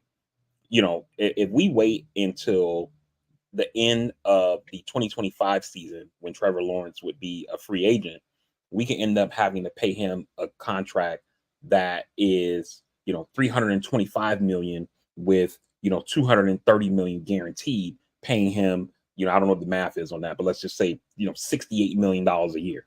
So let's lock him in now. We get him for cheap.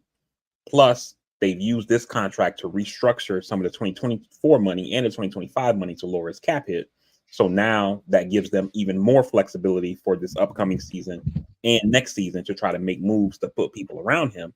This new contract doesn't come on the books until the 2026 season. And then they've even structured it in that way to where in the 2026 season and the 2027 season, is only going to cost 24. He's only going to cost 24 million and 35 million respectively.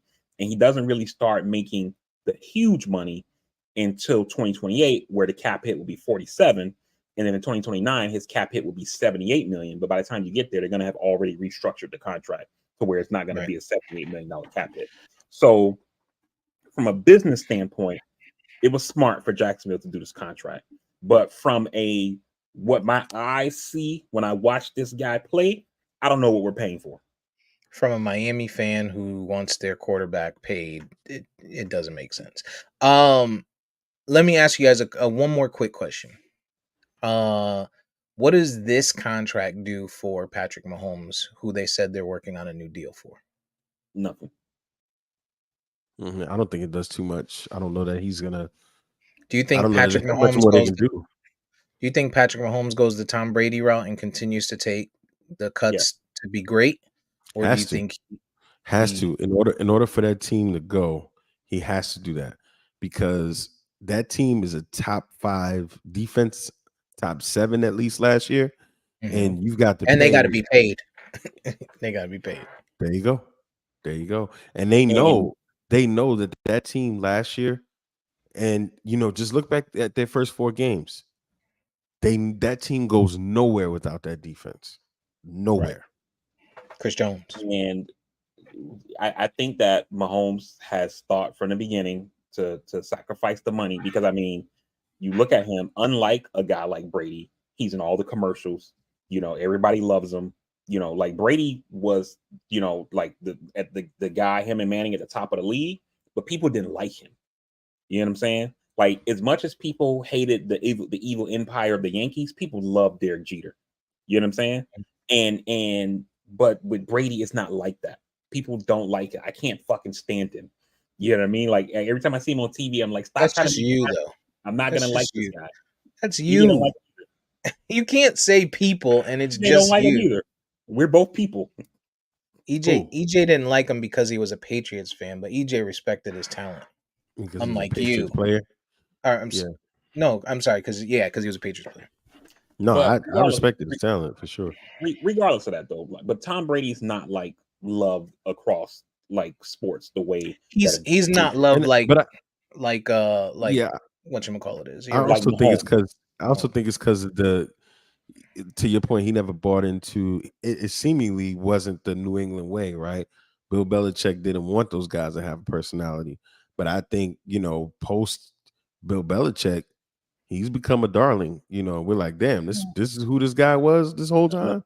no, Mhm. no. We are E- not like that.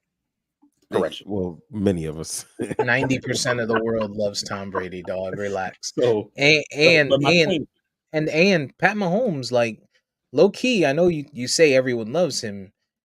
I don't know that everyone loves him. Like when I just He's an asshole.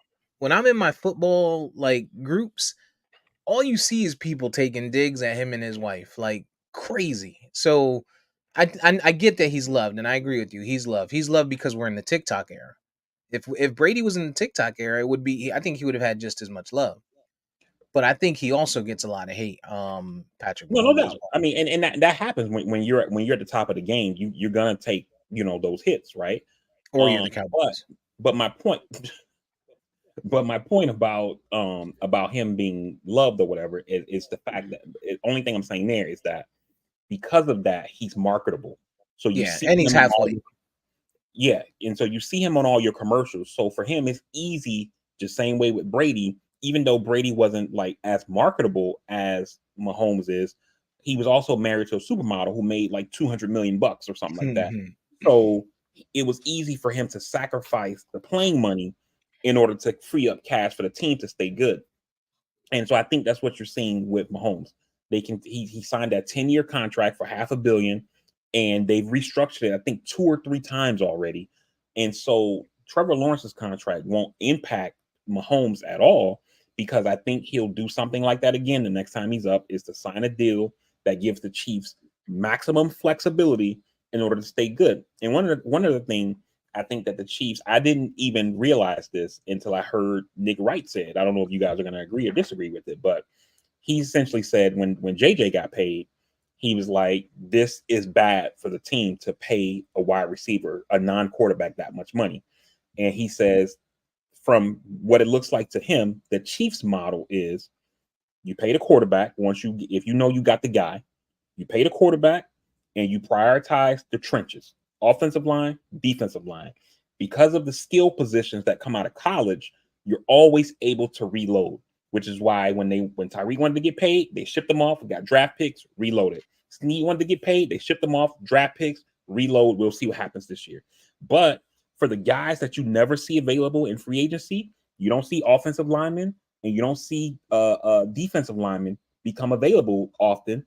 Yeah, this year was the exception. You had Trent Williams, but Dallas let him go. Why? Because he's always injured. And you had Christian Wilkins.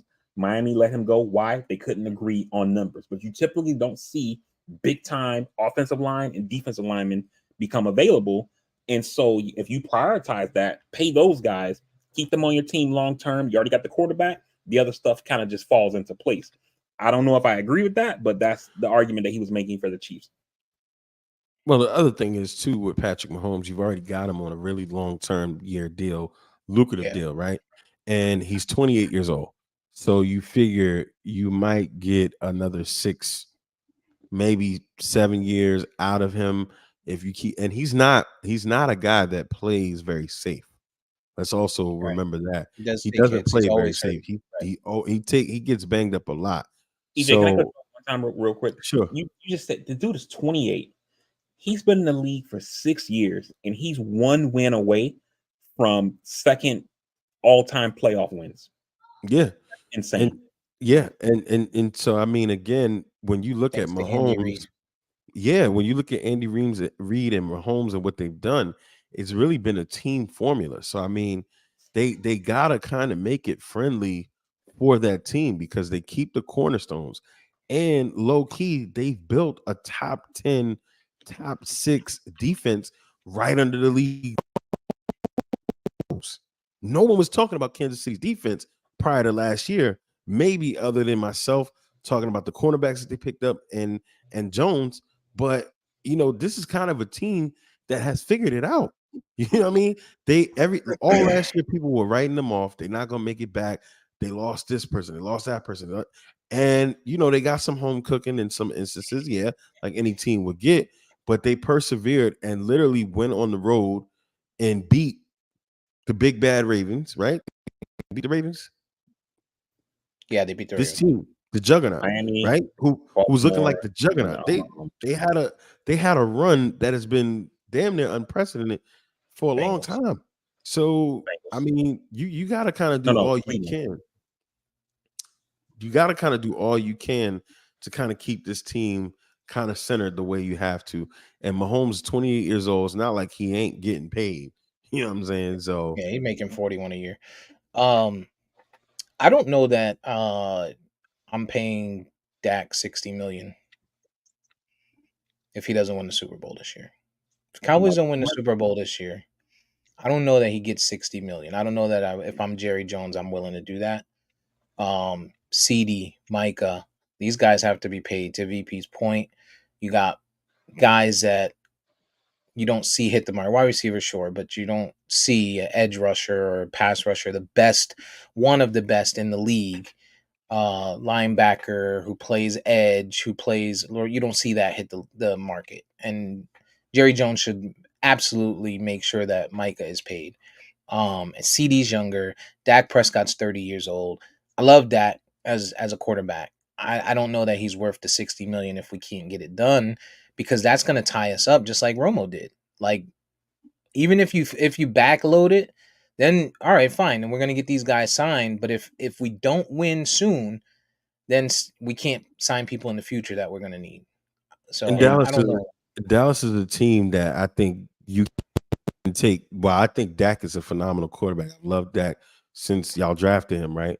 But he is expendable. He is not a quarterback that if y'all take him away is gonna crush your franchise.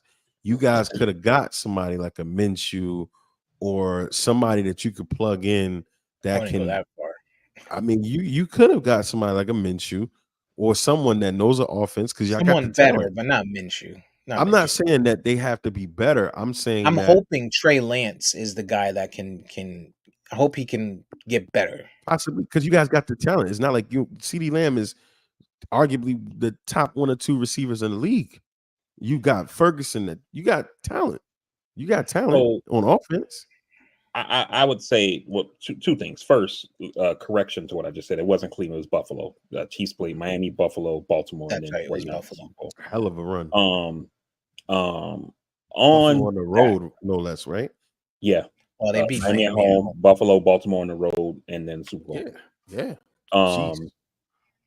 Um, on Dak, right? I'll use a phrase that my man Joe Biden uses, and not to turn this political, but just to make the Dak point. He always says,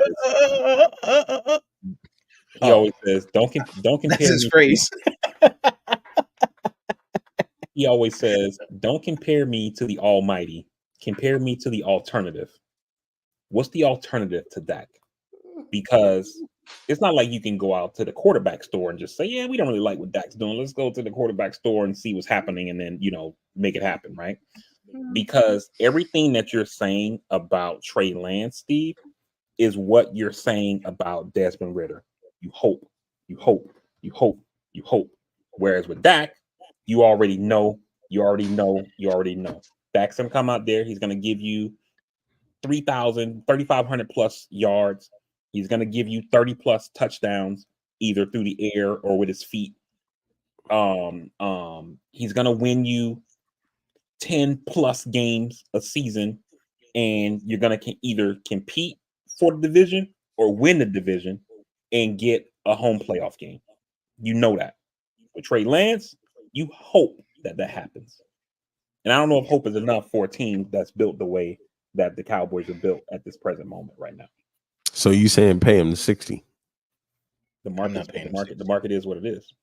I'm not paying him 60. It's today. If it was today, but he's not getting paid before the season starts. I don't think he's getting paid until the end of the season.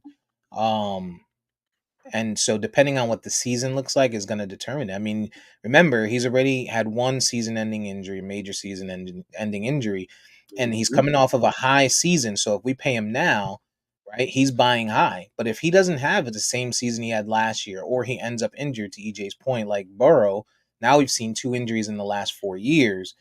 Then the Cowboys have room for concern, right? And so I think Jerry's smart, and he has, he's playing the, 2 birds in a hand versus a bush, because he has Trey Lance that if he turns out, if Dak does get hurt and Trey Lance steps in and he can be a serviceable guy, to EJ's point, because of the talent that's on the team. Just has to be serviceable. He doesn't have to. He just has to be Brock Purdy. Just has to be the game manager, right? You could save yourself the money and be able to lock up CD, lock up Micah, get some other talent, maybe get a fucking running back, because we're going to be rolling with Ezekiel Elliott, which is another thing that I don't want to even get into right now. Zeke the Freak. Yeah, 4 years ago. Whatever. Fuck football. House of the Dragon, right? Is that what it is, or just House of Dragon? House of the Dragon. Hot D. House of the Dragon. Let's play a Vegas game. Over under 3 people dying in the game. 2.5 people dying in the episode tonight. VP. First episode.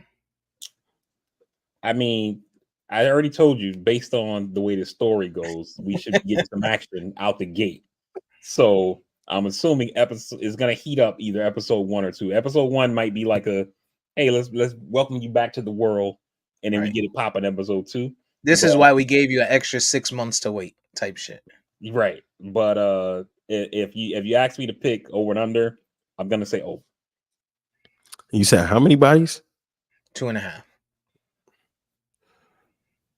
And we're talking about major characters, or just people. Yeah.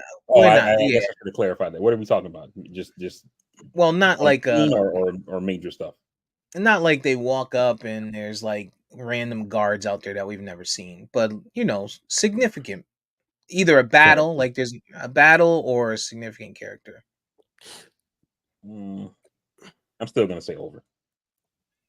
I'll say over if we're including dragons. You think a dragon's dying tonight? I don't know. I mean, I don't know what to expect. I'll say over 2, and I'll go over. Peter will go crazy if a dragon dies tonight, and that's not even a real fucking animal. Yeah, He'd be out there. And you know it's crazy? Like, you know they would. Mm-hmm. Yo, that's wild. You know they would. Like, how dare you? That's a living, breathing creature. I used to hear all that stuff about PETA, and I thought it was like exaggerated. And then you would see the videos of them throwing paint on people's like mink coats and stuff, And then when I saw them, one of them PETA people up, they threw some paint on my mink coat. Yo, when I saw them go crazy on Obama when he killed that fly, I was like, yo, like, are you kidding me right now? Yo, I'm going. Why is the president killing his own fly, yo? Because they were in an interview and it was flying around or whatever, and he just swatted it or whatever, and then he should have just let it sit there, like what's his name, like Mike Pence. Oh, Pence. They highlighted it in the interview, and they was like something like the president's so locked in, and then you see him like swipe the fly or whatever, and then Peter's like, we've sent these humane fly traps to the White House that allows you to capture them and then release them, and that's like, yo, the fly, what the fuck are we talking about here, yo? Dog, yo, I'm beating the shit out of a PETA member if they was to throw some paint on me, yo. Yeah, shit, that's why they get them insured. I'm going straight to jail. I'm gonna go with the under just because you guys went with the over. I feel like we wake up Monday morning and people are like, because you know how well, basketball's on tonight, so that's gonna pull some people away and stuff like that. But you know how people are. People are expecting, it's got out of the gate, it has to catch me. And I don't know that it's gonna do it. I think we wake up tomorrow and people are like, oh, that episode left a lot to be desired, right? And then I think episode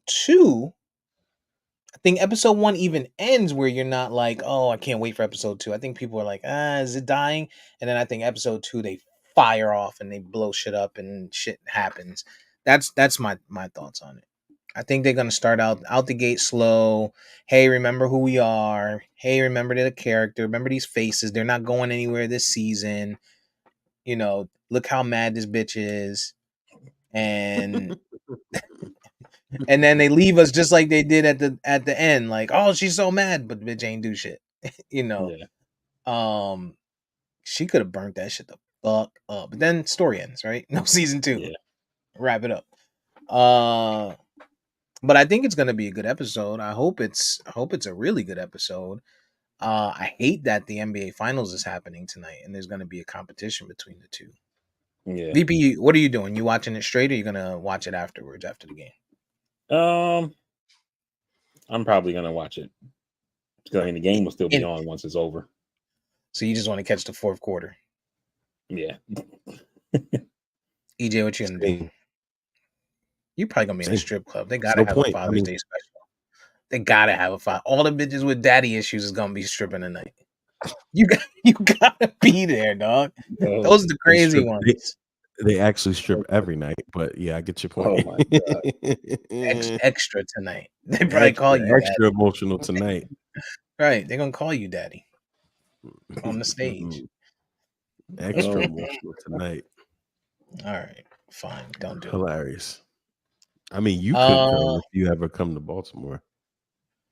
If I go to Baltimore, it's for podcasting purposes. I would never go to one of those establishments. Yeah, right. Sure. I'm not that type of person. What else? We did that. Dang, there was something else that I just had before EJ threw me off my game. Clouded your mind.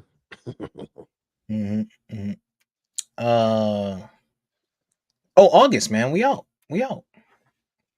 Yankee game in So Baltimore. they play in July.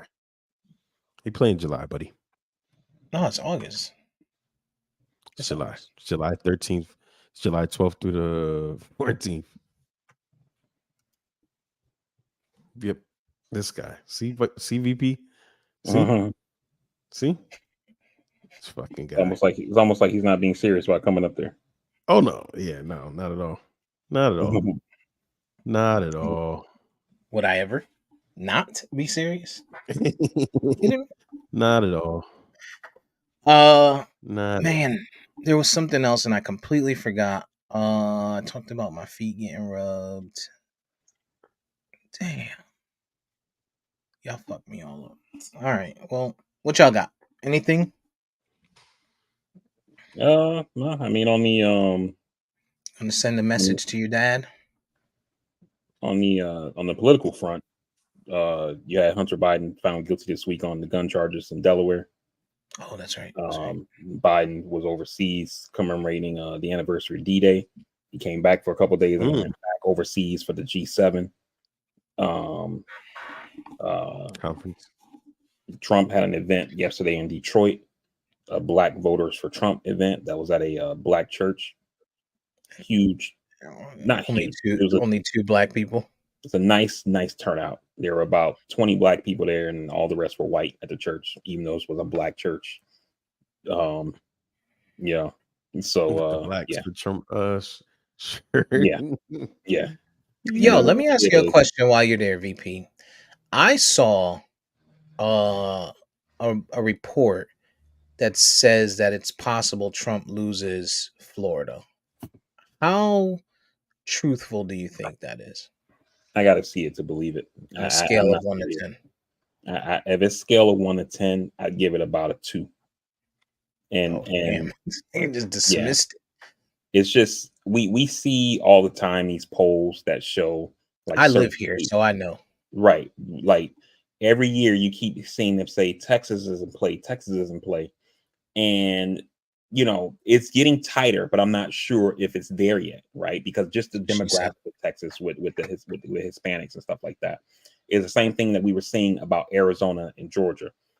They're getting close, and then boom, they flipped them in 2020, right? And we've been seeing that with Florida, but every time they keep telling me that it's getting close, and it keeps getting wider, because we see Gillum lose to DeSantis by 30,000 votes, and then we see Biden, or I'm sorry, not Biden, but and then this next go around with DeSantis and Charlie Crist, he loses by like 2 million votes. Yeah, but Chris was a piece of shit. We already knew. I mean, Chris was a terrible candidate, no doubt. But I mean, it's just, I think that you know, it's tough here. The one thing that I will say that I think is going to make this election in Florida a little bit different. I still don't think Dems are going to win, but I think they're going to be able. They might be able to make it competitive. Is that Nikki Fried, the person who I supported in the primary against Chris and wanted to be the nominee? She's now the head of the Democratic Party. She won that race Them about a year things. ago. And oh yeah, yeah. She got them And things and banging. what she's done is she's taken this strategy Hi, Nikki. um that Tim I can't think of his name now, the guy who was Hillary's VP nominee, the senator from Virginia, Tim Okay. whatever is from Virginia. When he was the head of the Democratic Party, he put this 50 state strategy, they called it, where it was like we need to be contesting races everywhere. You can't just concede races, right? And the point of that is that if you play everywhere, you increase the turnout. And so that allows you to be competitive in a place like people were surprised when in 2008, Obama won Indiana. But why they win Indiana? Because they were playing everywhere. So in Florida, Nikki Fried has implemented a strategy similar to that. You know, she's not calling it this, but I'll call it like a 67 county strategy, where in Florida for this upcoming election, there's a Democrat running in every state legislature race in the state for every Hmm. single district in the state house and the state senate. Now, what Hmm. that is going to do is that you're going to have people running in places Engaged. like Leon County, where Democrats normally get wiped out, but normally the person who's running there is probably running unopposed, you know, and so where the vote might be this person gets 10,000 votes and then that's it because nobody else is on the ballot. Now you have this person getting 10,000 votes, but the Democrat got like 4,000 votes. Yeah, he lost. The Democrat lost that state legislative race, but those 4,000 votes also going towards Biden's tally more than likely for the presidential race. That's going to be on the same ticket. You see what I'm saying? And then Mhm. so now if you can cut down on the margins in places that you normally get wiped out, you got a better chance of winning statewide. Again, I still have to see it to believe it, but I think that that part of the strategy will help to make them competitive. But we got to see what happens. Yeah, I don't think they win Florida. Like I live here. I'm still driving around seeing upside down flags. Motherfuckers got Trump flags on the back of they big ass trucks. And we're in Orlando, which is the Democrat part of Florida. So I can only imagine the podunk backwoods, sleep with your sister, SA your aunt, Florida. You know, like that. I can only imagine. Only imagine. So I don't think it's gonna happen. Yeah, I agree with you. I totally agree with you. It's just, like I said, I think, they're gonna try to see what happens. And one thing that we're seeing from the Biden campaign is that the state Democratic Party is basically saying Florida's competitive, we got a shot here. And they're asking the Biden campaign to come and put resources here. Your resources are finite, your resources are precious in a campaign. And so the campaign isn't bought in yet, but they haven't wrote us off. So they're basically saying, I'm going to give you some time to prove it to us. And then once we can start seeing it in the data, we may start throwing resources at Florida as well as your biggest resource, which is the candidate's time. And then maybe they send Biden or Kamala here to do some outreach and stuff like that. But for right now, there it's kind of like a wait and see, and you guys prove it that it's competitive. Yeah. Kamala probably pop up at the Daytona I was just thinking HBCU. of college stuff. Yeah. You know it's Fam, coming. Daytona, You know it's coming. She's gonna be stomping the yard all over the place starting in and August. the Chucks. And the Chucks. Yeah, she gonna be outside. You know how that go. Yeah. Homecoming. Well, homecoming ain't till November, right? Typically October, November. Yeah. Yeah, Oh, October, November. yeah, she gonna be around. She gonna be around. No, Anything else? EJ, anything going on up there in your neck of the woods? You find you only find you only any thing milk of magnesia yet? no. Only thing politically up here is that Trump supposedly endorsed Hogan He did. for the Senate race here. Hulk Hogan? Larry Hogan, Larry Hogan. governor. Oh, I don't think Larry has commented on he's it. a I don't. Democrat, isn't he? No, he's a He's a Republican. Republican. Oh, is he a What did Republican? He runs as Republican light, but then he Like, governed yeah. as Republican.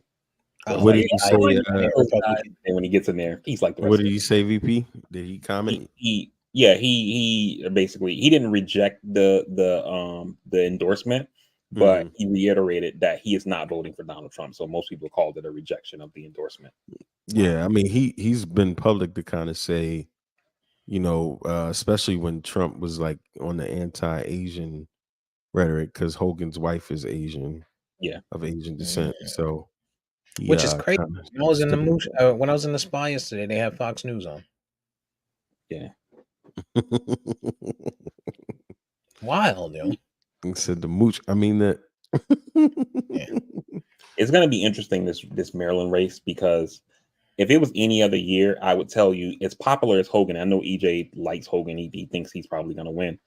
I don't think Hogan would win. I think the problem is that instead of facing off against Ben Cardin, who's the current Democratic senator from Maryland, he's facing off against this woman named Angela Also Brooks, who's like a county executive from, I believe, PG County, I want Baltimore. to say. Uh, I thought huh? Baltimore, but you're probably I right. thought she was. I don't remember. I I thought don't she know. was. I don't know where she came from. I But don't yeah, know but her where name else is she Angela came from. Also Brooks, a black woman. So you got a first-time candidate running against a known commodity, the guy who was the governor last go around. He also was the governor during COVID, and a lot of people thought he handled COVID very well, and I agree. He's also been one of these governors that's anti-Trump. He's not a kiss ass like the rest of these Republicans are, and I can see some Maryland voters, getting jiggy with that. Now, the problem for Larry Hogan is, as much as EJ thinks that he's probably the favorite, and I don't necessarily disagree with him, but I would say the problem for Hogan is that a lot of voters don't ticket split, and because Hogan is running in a presidential year where Biden is going to win Maryland, and he's going to win Maryland handily, Yeah. it's very likely that a lot of those people come out and vote for Biden and for Angela Also Brooks, and not split their tickets and vote for Biden Hogan. So I think that's the one downside to his candidacy. If he was running in But 2026 when it wasn't a presidential, I think he probably would kill it. well, I was saying that more so when I thought David Trone would win. This is also Brooks. I thought that people in Maryland would not like Trone more than this lady, but when she won, I was kind of shocked. So I don't know what kind of juice she might have, and if she is from PG County, that is a heavy.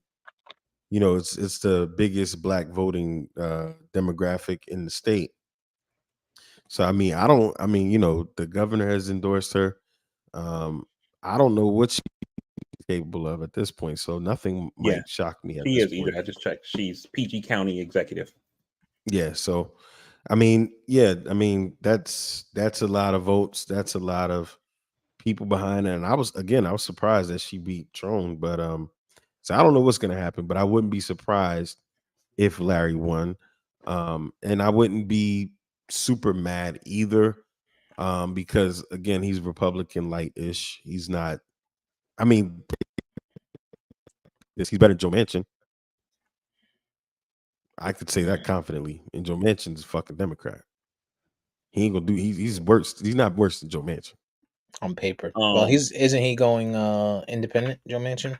He already went independent, but he's gone anyway. Some people he went independent because he was thinking about running for president under the no labels party or movement, whatever their bullshit is, and then he decided against that. But now I think he's setting himself up for post congressional work, since he's not gonna be back in Congress. He's gonna be out of the Senate to become a lobbyist or something like that. And so it's like, I'm kind of independent. I'm not really with those guys. Give me some money to go talk to them.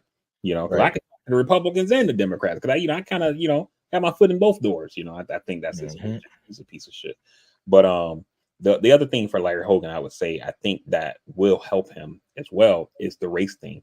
It's that I think, if I remember correctly, I think we've only had 2 black female senators.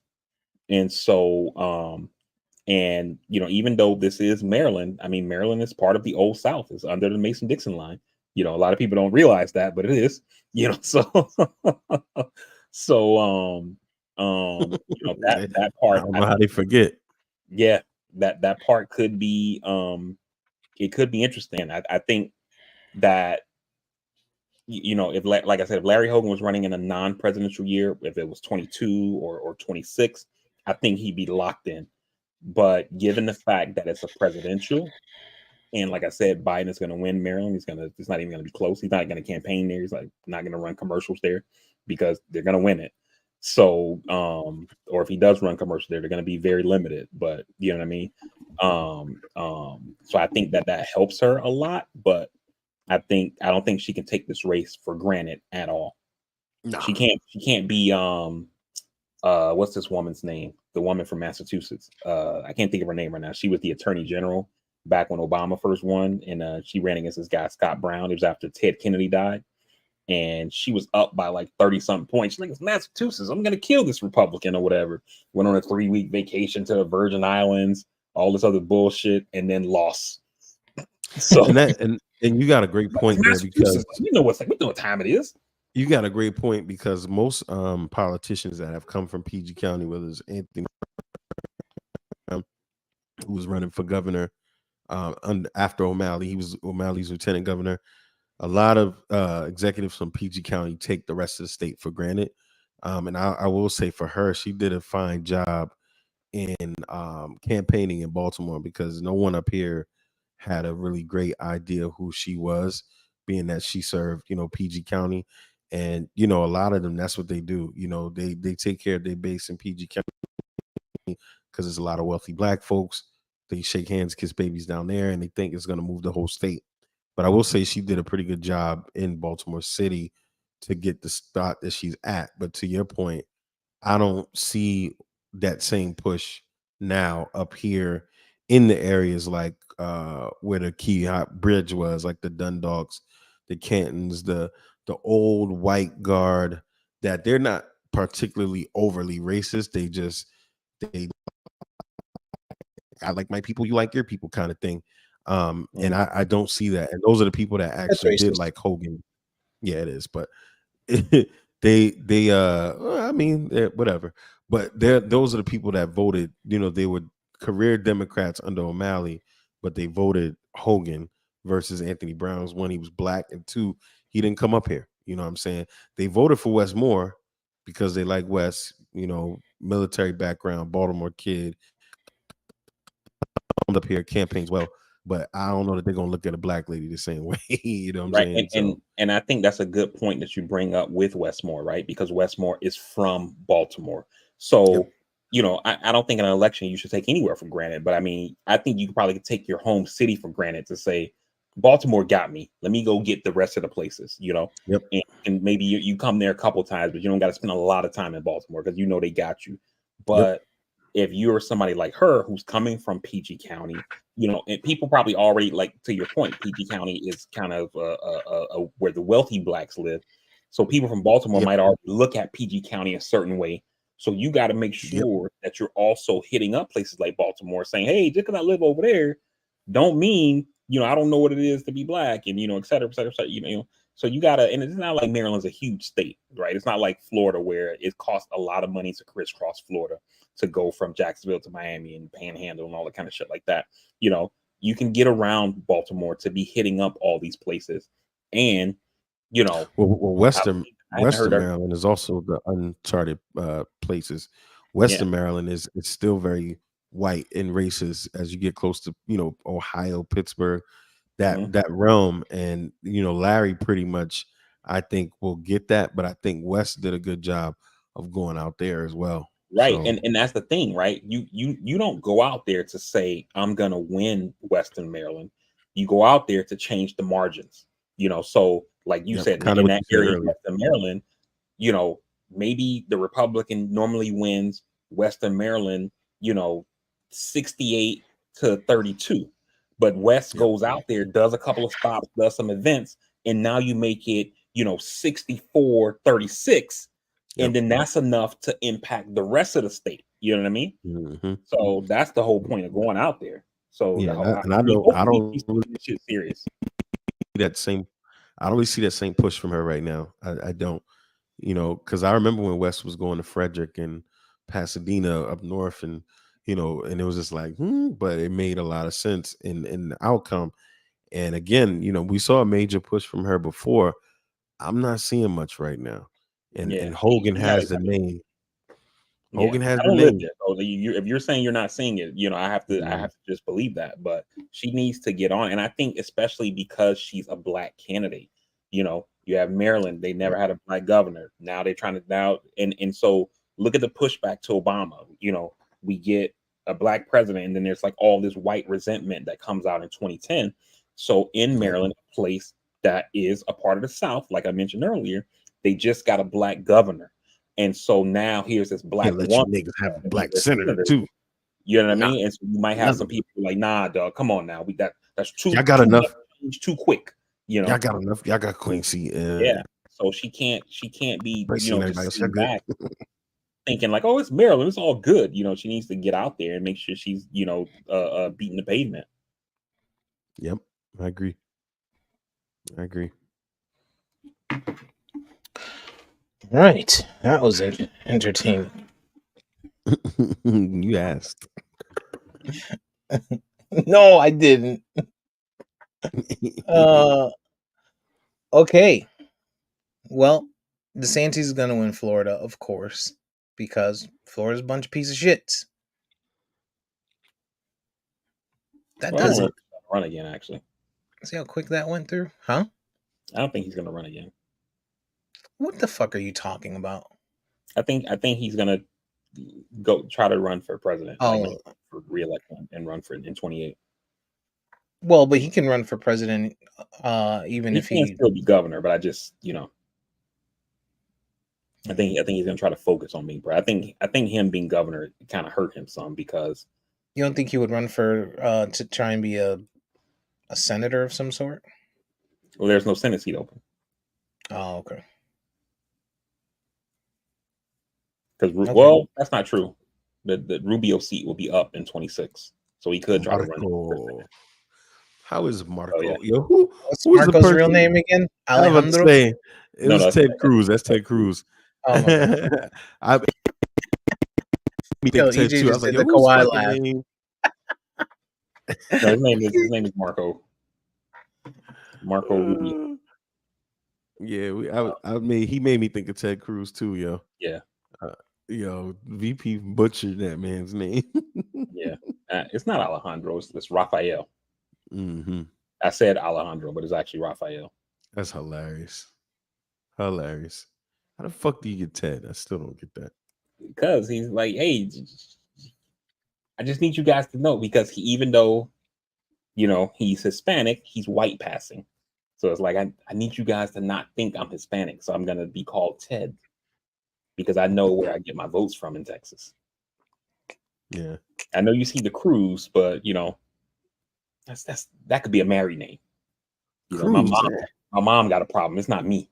Yeah, they just spelled it wrong. It's supposed to be like Tom Cruise. Yeah. Mm, It's supposed to be like So Tom Cruise. mhm. Tom Cruise.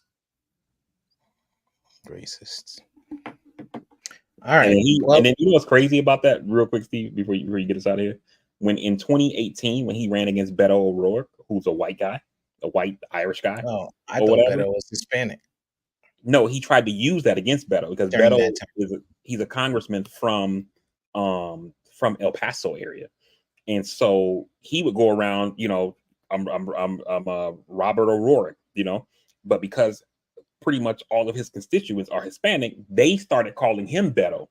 So they gave him the nickname, and then he was like, okay, that's what they call me. I'm gonna ride with it, and he became Beto O'Rourke. You know what I mean? But Ted Cruz tried to use that against him, like, look at this guy trying to sound like he's Hispanic.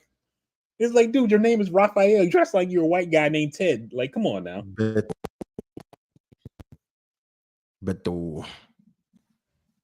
It's a lot of Texas chaos in is my house right now. wild. Texas is wild. I don't know. Would you think it'd be worse living in Texas than living in Florida, VP? Yeah, that's tough. That is tough. Man, These are probably the two worst, right?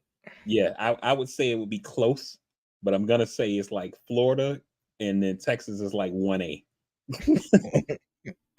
Gotcha. Like Jordan and Kobe, right?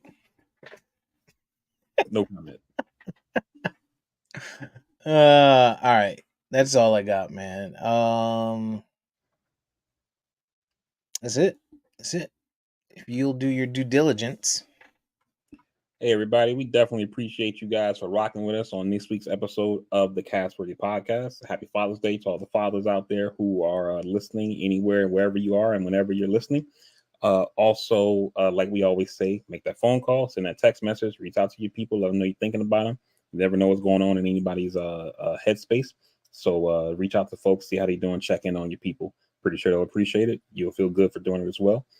With that being said, like Steve said at the top, you can find the podcast on all podcasting platforms by searching at Castworthy.